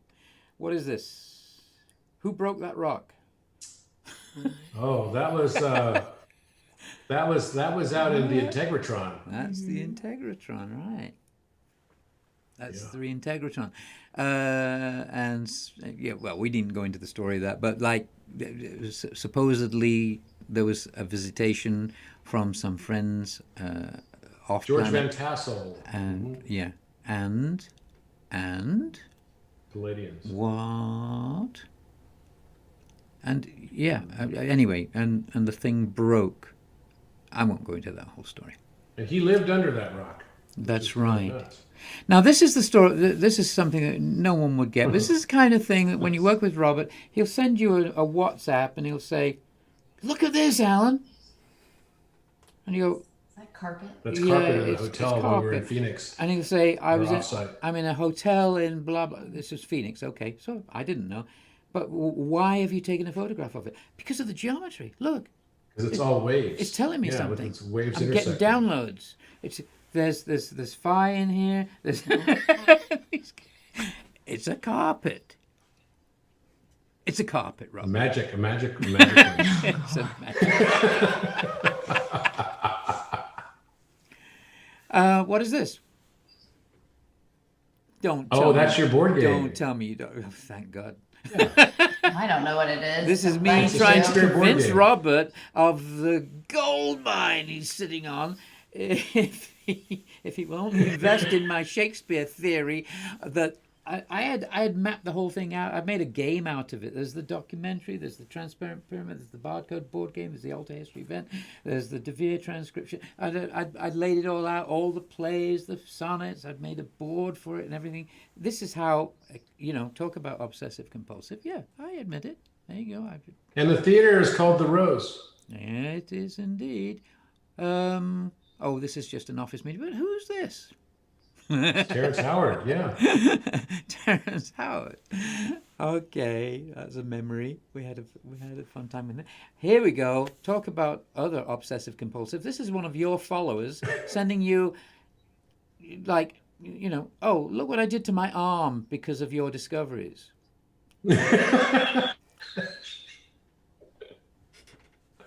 I mean, As you do. You've As got, you do. well, hey, you're not the only one. Here's mine. Here's a follower of mine who's had the sonnets geometry put on his bicep. That's my friend Braxton Light. Thank you, Braxton. We're going to feature you in a future podcast. Thank you. I think it was a terrific thing you did. I hope it makes you very popular with the ladies. That's really good. So... Oh my God. That's too funny. What else do we have? We have, my favorite. This one. What's this? Book of Joy. This is the airport in Dharamsala. We just had our meeting with His Holiness. We're flying back from Dharamsala to ultimately back to New Delhi. And I happened to go to the bookstore. There's a bookstore in the airport. And I'm looking at that. And I swear to you, there's the book of what is it called? True Kinship of Faiths, Dalai Lama, and then his book he did with Desmond Tutu, and right next to it, The Subtle Art of... Not giving you. And right next to that, Autobiography of a Yogi. So you can get anything in India. It's just a wide open palette. And The Godfather right next to that. And The too. Godfather. And The Godfather holding the puppet strings. Exactly. How about all that? All right. So, and then we've got this. This is what happens if you happen to be fortunate enough to work within Robert's orbit. You've got the whole thing of... These are the first things he started sending me. Do you get this, Alan? Do you see? Do you agree with me with this? Yeah, I agree with that. Yeah. How about this? Now we're getting... Yeah, I get that. Yeah. And then he starts sending you this. Could you make a video for me out of this? Sure. Yeah. Do you see the trajectory we're on? His pictures are getting more and more. I mean, like, please explain this, Robert, in 15 seconds or less.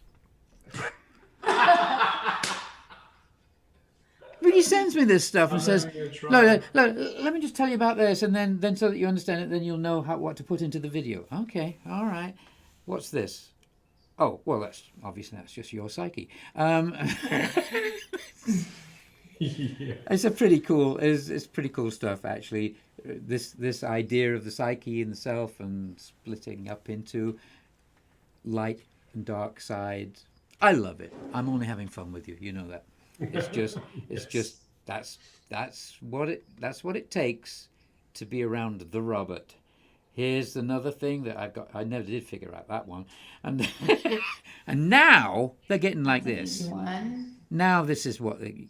So for you at home, you get a chance to win another T-shirt if you can decode this. Send in your answer to this one. I don't know. He's a very troubled person. That's all I can say. No, it's all brilliant stuff. But this is the way Robert communicates his thoughts, his intuitions. Look at that. You've put these all into a book, haven't you? I mean, everything is now into a book. What's that book called, and how can we get it? It's called the Mirror of Consciousness, and it has all my artwork from 2016, 17, 18, and 19 in one book, and then it's become so prolific. I'm doing all the artwork for 2020 in another book right now, volume 2, and I've just put it all the photographs and scans, high-res scans, are all on my website now at robertedwardgrant.com. You can purchase them, and there's 25 that you can have for free as well. Wow. But I was counting up the number that I did just in 2020, Alan, because of COVID. I've actually done over 500 pieces of art. Seriously? I know it was a lot. It just seems huge. 500, which I was blown away by that. And usually I'm doing it while I'm like watching TV or something. Always drawing. Always. And I'm kind of drawing while Susie and I are watching TV, and I try not to say, wait, what did they say again? Right? Because that drives her insane. But, but she's been incredibly patient with me on everything, and I spend a lot of time in here. But COVID has been in many ways a blessing. Good. I was literally just going to ask about that, because it's literally, we got in under the wire, didn't we? We literally came back, and I thought it was like 2 days. You say 2 weeks, but I think it was pretty close to. We get back. Here's the funny thing, right? We left to go to Egypt 2 weeks before they closed the border. So we were in Egypt for almost 2 weeks. So it was like 2 days later, 1 day later, that they closed the border. Right, but what I mean is, yes. Oh, 2 days later after we got.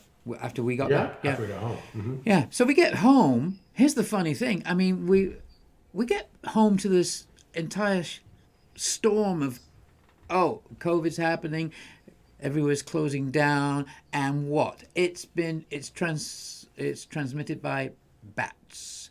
We had just been in the Bent Pyramid, the Red Pyramid, surrounded by thousands of bats shitting on us, right? We're all going, aren't they cute? I just got pooped in my eye. No one's thinking about it. I didn't have that problem. Did you? I think they only shout on you. You look. Well, that's sometimes no. you look Well, just that's shot not. upon from a great It's height. considered actually, for your information, it is considered an honor of respect. Good luck. It is respect. Oh, okay, okay. Good. If you get I'm shit, glad I hadn't shit in your eye. ascended to that. But we're getting back, and it is literally crazy. All the media is, oh, it's transmitted by bats, and we're going, well, I was just in the cave with all these bats and shit. I mean, talk about crazy. Well, speaking of batshit crazy, Susie, what is it like to live with Robert? Really, what is it like to live with this person who is? And I mean this, I mean this with all my heart. It's got to be a roller coaster ride. I'm not going to put words into your mouth, because this is. I just want to say, I understand the mentality. I understand it completely, because I am that way myself. But I unfortunately have not been able to retain a relationship. I've been married 3 times, and I know I'm hard to live with. I mean, I just know I am, and they all left, and not one time was it my fault. Never. All right, should we make a quiz? Oh, I was the only person. with you I as was the the only prize? person You that was the there in prize? each circumstance. I grant you that. But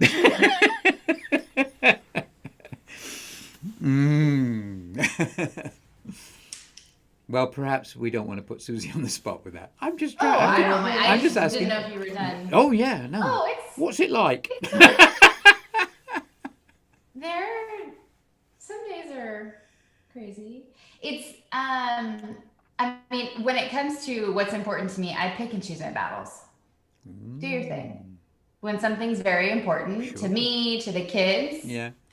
I make it known, and he stops drawing or whatever it is that he is doing. But other than that, I mean, it's more of the, what did you discover today? Yeah, sure. Oh, you discovered something else today? Okay, not surprised by that. It's kind of I don't want to say roller coaster, Yeah. because now it's just kind of like, okay, that makes sense. Sure. Like, well, duh, that happened. Of course it happened. Of course we figured that one out. Of course you found that out. But he does draw a lot. But he works a lot. Yeah. He works hard. It is. For me, it's fun. I enjoy it. It's not. It's just I do what I love, and it doesn't feel like work for me at all. And I know that's true for you as well. No, I couldn't agree more. I'm just asking how. I really admire it. I'm really saying from that perspective, it is it's testament to both of you. I see you as a power couple. You know, all the world loves the idea of a power couple, but they're few and far between, right? Where you've got 2 very, very strong, wonderfully intuitive people who are very, very passionate, living together. So I just ask out of sheer honest curiosity, how is it? How long have you been married now, by the way? 3.5 years. Yeah, almost. Yeah. 4 years in May. 4 years in May. So anyway, it's just it's heartening. It really truly is. In fact, should I do this now? Yeah, I'm going to do this now. I try to start every Bardcast by creating something for the guest that is pertinent to the guest, right? And I pick a song, and then we riff on that. And so as I was thinking you two were going to be on, I thought, I know what I want to do. But then as I started to create it and put it together, I realized, I can't open with this, because people need to know you first and see you as a couple. And I presume, granted, aside. Now, unfortunately, the special treat that I'd prepared for Robert and Susie was all based around the old Frank Sinatra recording of Love and Marriage. And so you're going to have to put up with imagining it because, of course, it got flagged by YouTube's algorithms for copyright, which I knew would happen, and I just wanted them to hear it and see it. But of course, for this now re-edited version, I've got to mute the sound out. So enjoy the visuals and just imagine the song. Thanks. So I created something a little special for you, and I hope you like it. There's that laugh. I know. I'm like, ooh, what's that laugh?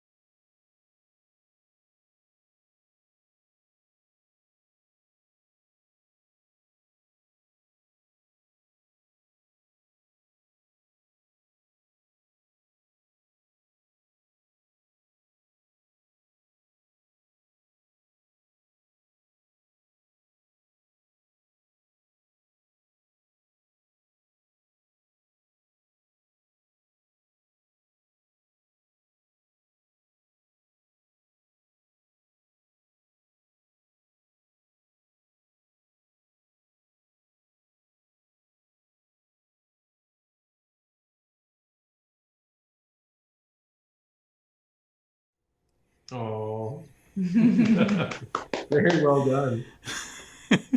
So good.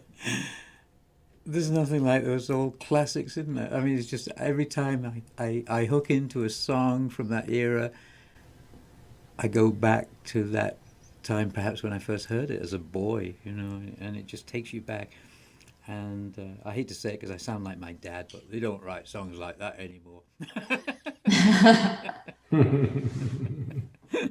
So good. Thank you. Yes, thank Just you. sum up, if you would, by telling us. I'd love to know what is in your on your horizon for Crown Sterling. I know you've got all kinds of stuff happening about the cryptocurrency and where you see all of this mathematics going, that we've all been privileged to be a part of your journey, because of course it has ramifications, I think, that most people don't even begin to suspect. Really, you think, oh, it's math, that's interesting. Oh, prime numbers, oh, that's interesting. Oh, the connecting the art together. To me, it's Shakespeare always saying, left brain, right brain. You can't have one. You can't have none. You can't have one without the other. They are one, right? And it's just that's a message we all need to learn, whether it's about a personal relationship like the beautiful one that you have and many couples around the world, I hope, have, Don't get me wrong. I'm utterly, totally content being alone. I love being alone. But you know, I've had my wonderful share of beautiful, wonderful women who have been a major part of my life. And it's not. I joke about it, but no, it was me that was the arsehole every time. And it's just, it's just. There is no. Everybody needs an asshole. Can we quote you on that? Everybody. Carve that one in.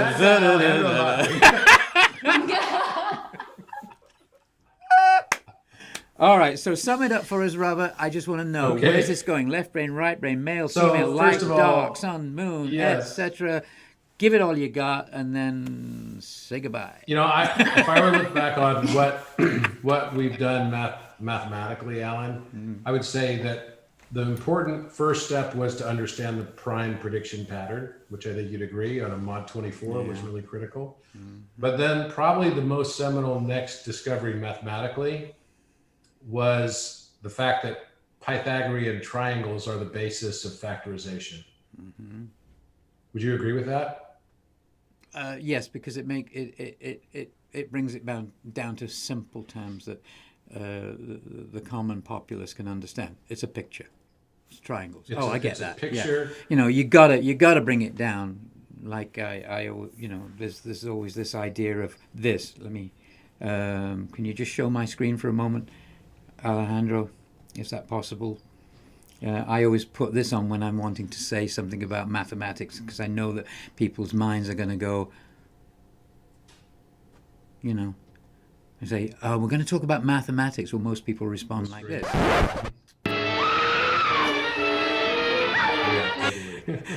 And then I say, "Well, don't worry. Here's Robert Grant to explain it all for you."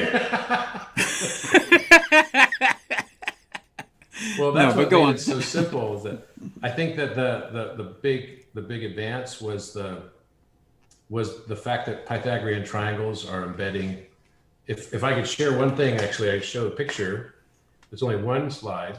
This is profound. Yes, it is. That the square root of x and y, which are two prime factors, is the height of the triangle. X plus y divided by 2 is the hypotenuse, and the base is y minus x divided by 2. And everything is coming off of this. So you could take a number like 12,193 and find its two prime factors related to this right triangle simply by taking this plus this number and this minus this number.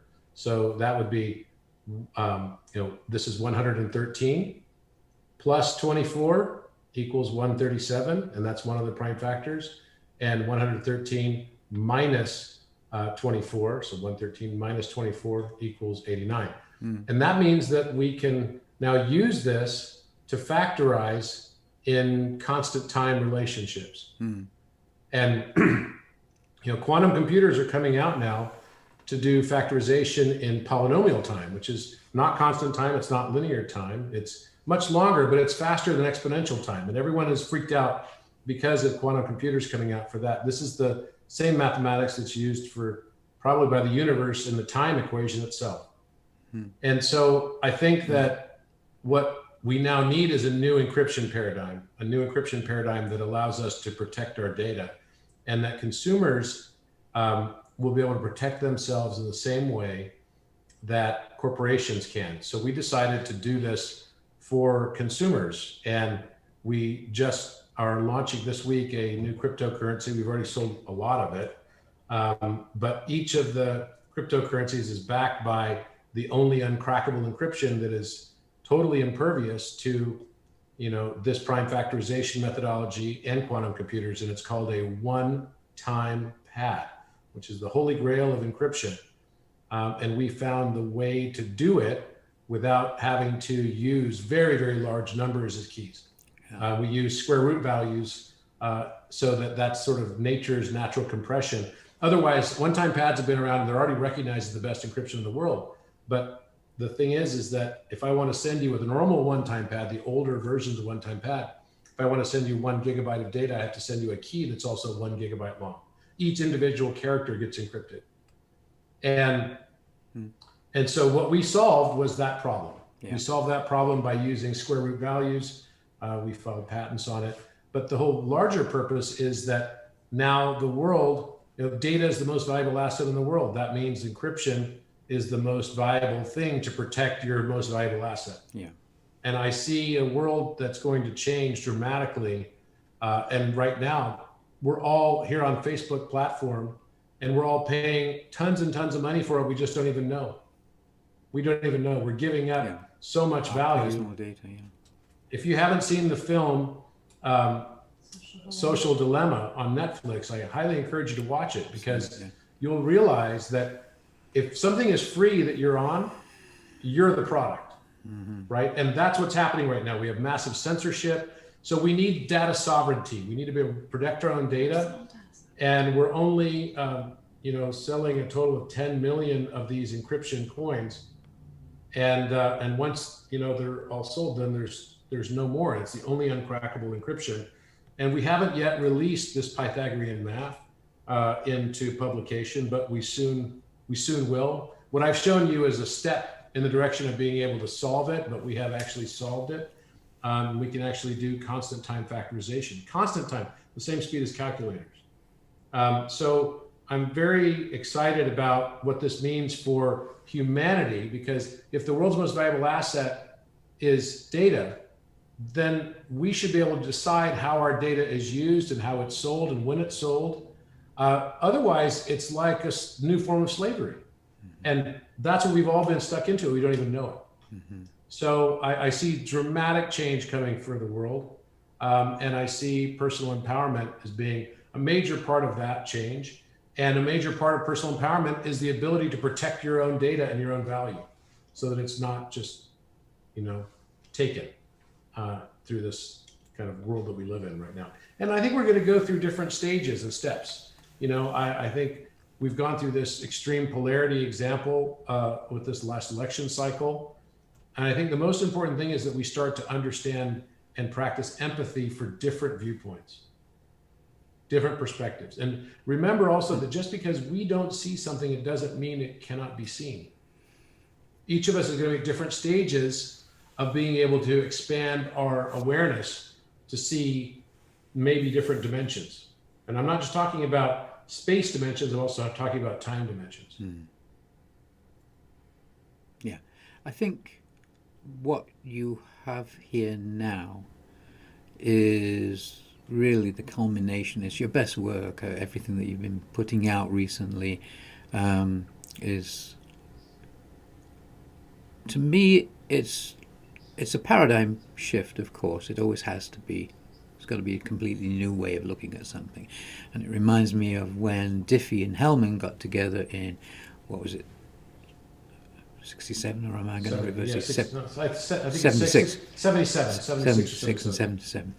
And the Diffie-Hellman algorithm, which ultimately then became, RSA. That was the breakthrough. It could easily be, in a nutshell, Bob wants to speak to Alice, but Eve is always going to be listening. How do you do a public key distribution? How do you send a key across when it can be intercepted?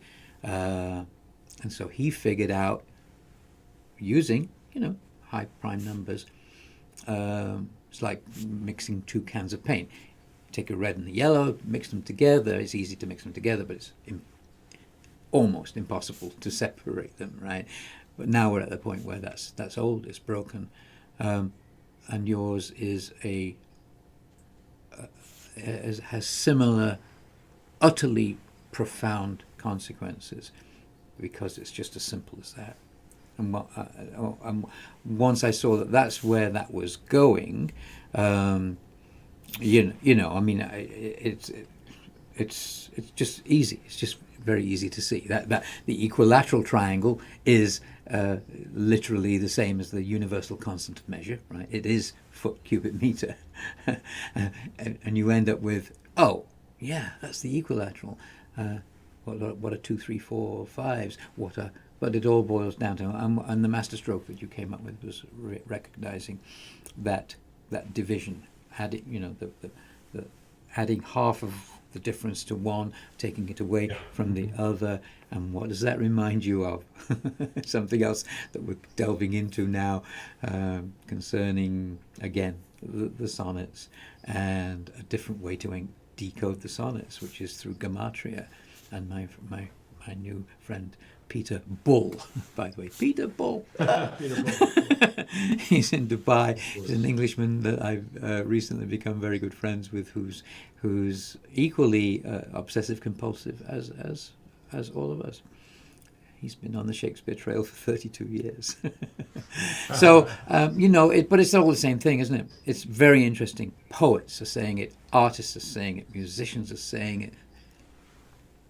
Some scientists are saying it. Some. Nassim's saying it. You're saying it. We're saying it. Thank you for giving us an overview of that, because I don't think it's not easy to wrap your head around. Like how I remember we drew up our entire list financial system rests. If you think about it, Alan, the world's entire economic system. I'll just show this one thing to help illustrate the point that I think you're making, which is, whoops, where'd it go? Wait a minute. I'm looking for my Your presentation? no, where's my, I'm Menu? trying to It's find over my here. menu. Oh, there's moved to on this the side. screen, Okay, here we go. So if you go to this, there's a website called Nakamoto that explains about Bitcoin. And this is probably the best place that I have seen representing, what public key cryptography, which is the current encryption, uses today, and Bitcoin as well. And so this is, why is prime factorization important? I think a lot of people ask this question. They don't really necessarily know.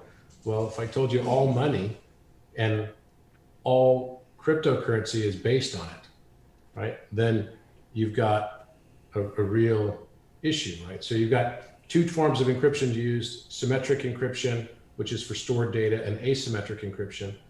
And your public key encryption is asymmetric encryption. So the Alice and Bob conundrum, right? The identity in a Bitcoin wallet is a prime factorization that is using Diffie-Hellman and what is called an elliptic curve, which rests, that's what ECC stands for. It rests on the discrete logarithm of factorization. So 5 and 7 would be private keys, and 35 would be the public key. And with large numbers, it takes so long to crack that 35 into 5 and 7. For a computer, it takes millions of years. And Nakamoto even points out here that, it would be nice if we had a proof that these problems mathematically were impossibly difficult and truly hard to factor integers. But it's always possible we'll wake up tomorrow to an unsettling headline and all of our RSA-based systems will be permanently broken. Yeah. And what I'm telling you is that's where we are. Yep. Yeah, it's very clear, and something's got to give, and it will. And of course, ultimately, we needn't ever be worried, because it's all, there is a divine hand behind it all.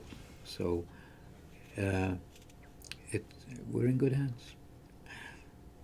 This has been a dream show for me. I'm so glad that I had the opportunity to bring you on together, because it's very important and it's very exciting. There's a lot to look forward to. I think in the new year it's going to escalate even faster. It may be a rough ride for a while for some people. I mean, certainly it is going to be, because anytime you reset everything, but the fiat currency system cannot sustain. Never has. Anytime there's ever been a fiat currency system, it fails. It fails eventually. Remember that Zimbabwean note that I showed you when we were at Thrive 2? Yeah, 100 trillion Zimbabwean $100 trillion. It was a real note. I ordered one just for the fun of it. For those of you who don't know, 10 years ago in Zimbabwe, a a Zimbabwe dollar would buy you something, maybe half a loaf of bread, whatever it was, Within a year, their currency they were printing 100 trillion dollar notes that were still worthless. Because by the time you got to the bread store, the owner had put up a notice saying, "Oh, it's gone up twice as much now." We all know that it happened in Germany at the end of World War II. We know it happened in Argentina. We know it happened in America. Just thinks they're immune. It's not going to happen here. It can't happen here. This is America. It can happen. Maybe we'll be just in time to save it from that. Well, but something has to happen. With all the printing of money we've done with COVID bailouts. Yeah, it's just not sustainable. It's ludicrous. $3.5 trillion this year. So I think the only way to solve the debt problem is to inflate our way out of it. So that's why the government's going to launch a cryptocurrency. Sure they are. Yeah. They've already announced it. So I think, what we did is we made the only uncrackable encryption. Yeah, that's and you can look it up. It's called a one-time pad. Just look up Wikipedia, one-time pad. We solved that, and it's very exciting. And each of our coins, currently they sell for about $30. But each of the coins, and it's for accredited investors, but each of the coins has 1,000 encryptions embedded on it. And I think we've already sold about 23 million of it, which is pretty incredible in a very short amount of time. So we were only going to sell 20 million to start, and so we're well oversubscribed. For clarification for people who don't understand what you're saying, because they would have thought you said, "Oh, we're only going to make 10 million coins," but 10 million coins 1,000 uses of each, the encryption each coin, and so there'll be it's called a sovereign. It's 1/1000th of a coin, and that's coin is called a crown sterling, and those will be listed on an exchange. It will be the first, we hope, to file an S1. So it's actually going to be, approved by the Securities Exchange Commission and embraced, because we are the first company to do it this way. And then secondly, that the total number of coins is a maximum of 10 million. So we'll never issue more than 10 million coins. And you can imagine that when the world is looking to get a new encryption, when the world starts to figure out that the current encryption paradigm no longer is feasible, that's going to have a big impact. Yeah, it sure is. Well, to me, the overall reassuring thought in all of this, besides just innate faith that there is a divine hand behind all this, and it is me. It is the I. It is you. It is all of us. So I mean that's takes some wrapping their heads around for some people who like to think of a God being distant from themselves. But that's going to change too. It has to. Truth is, as all the great ones have said, kingdom of God is within you. Know ye not that ye are gods? It doesn't matter how you say it or in what religion you say it. It's simply the truth. Shakespeare says it by saying, it's all one. It's all one. But he's one of the few who comes out and tells you it's not just poetry. It's, look, I put geometry on the sonnets. It's both sides. It's left brain, right brain. Male, female, light, dark. Reconcile all these seeming imbalances of seeming opposites, and you realize, oh my God, there's only, you are me. I am you. That's what is the depth of meaning of judge not. How can I judge you when really I'm judging myself in you? I still do it. I find myself doing it all the time. Right? It's just like, and then but at least you recognize it and go, shut up, Alan. Stop it. Just come on. Remember who you are. So that's our message to everybody, isn't it? Goddess bless us all. Thank you, Suzi. Thank you for having us. Thank you, Robert. Good to see you. And thank you, Frank Sinatra. Thank you for so much preparation in this. It's amazing. Very beautiful. Thank you, Alan. Tune in and bard out. Next Sunday we'll have a masterclass on whatever. I haven't decided yet. I do not know. Thank you. Bye, Alan. Thank you, Alan.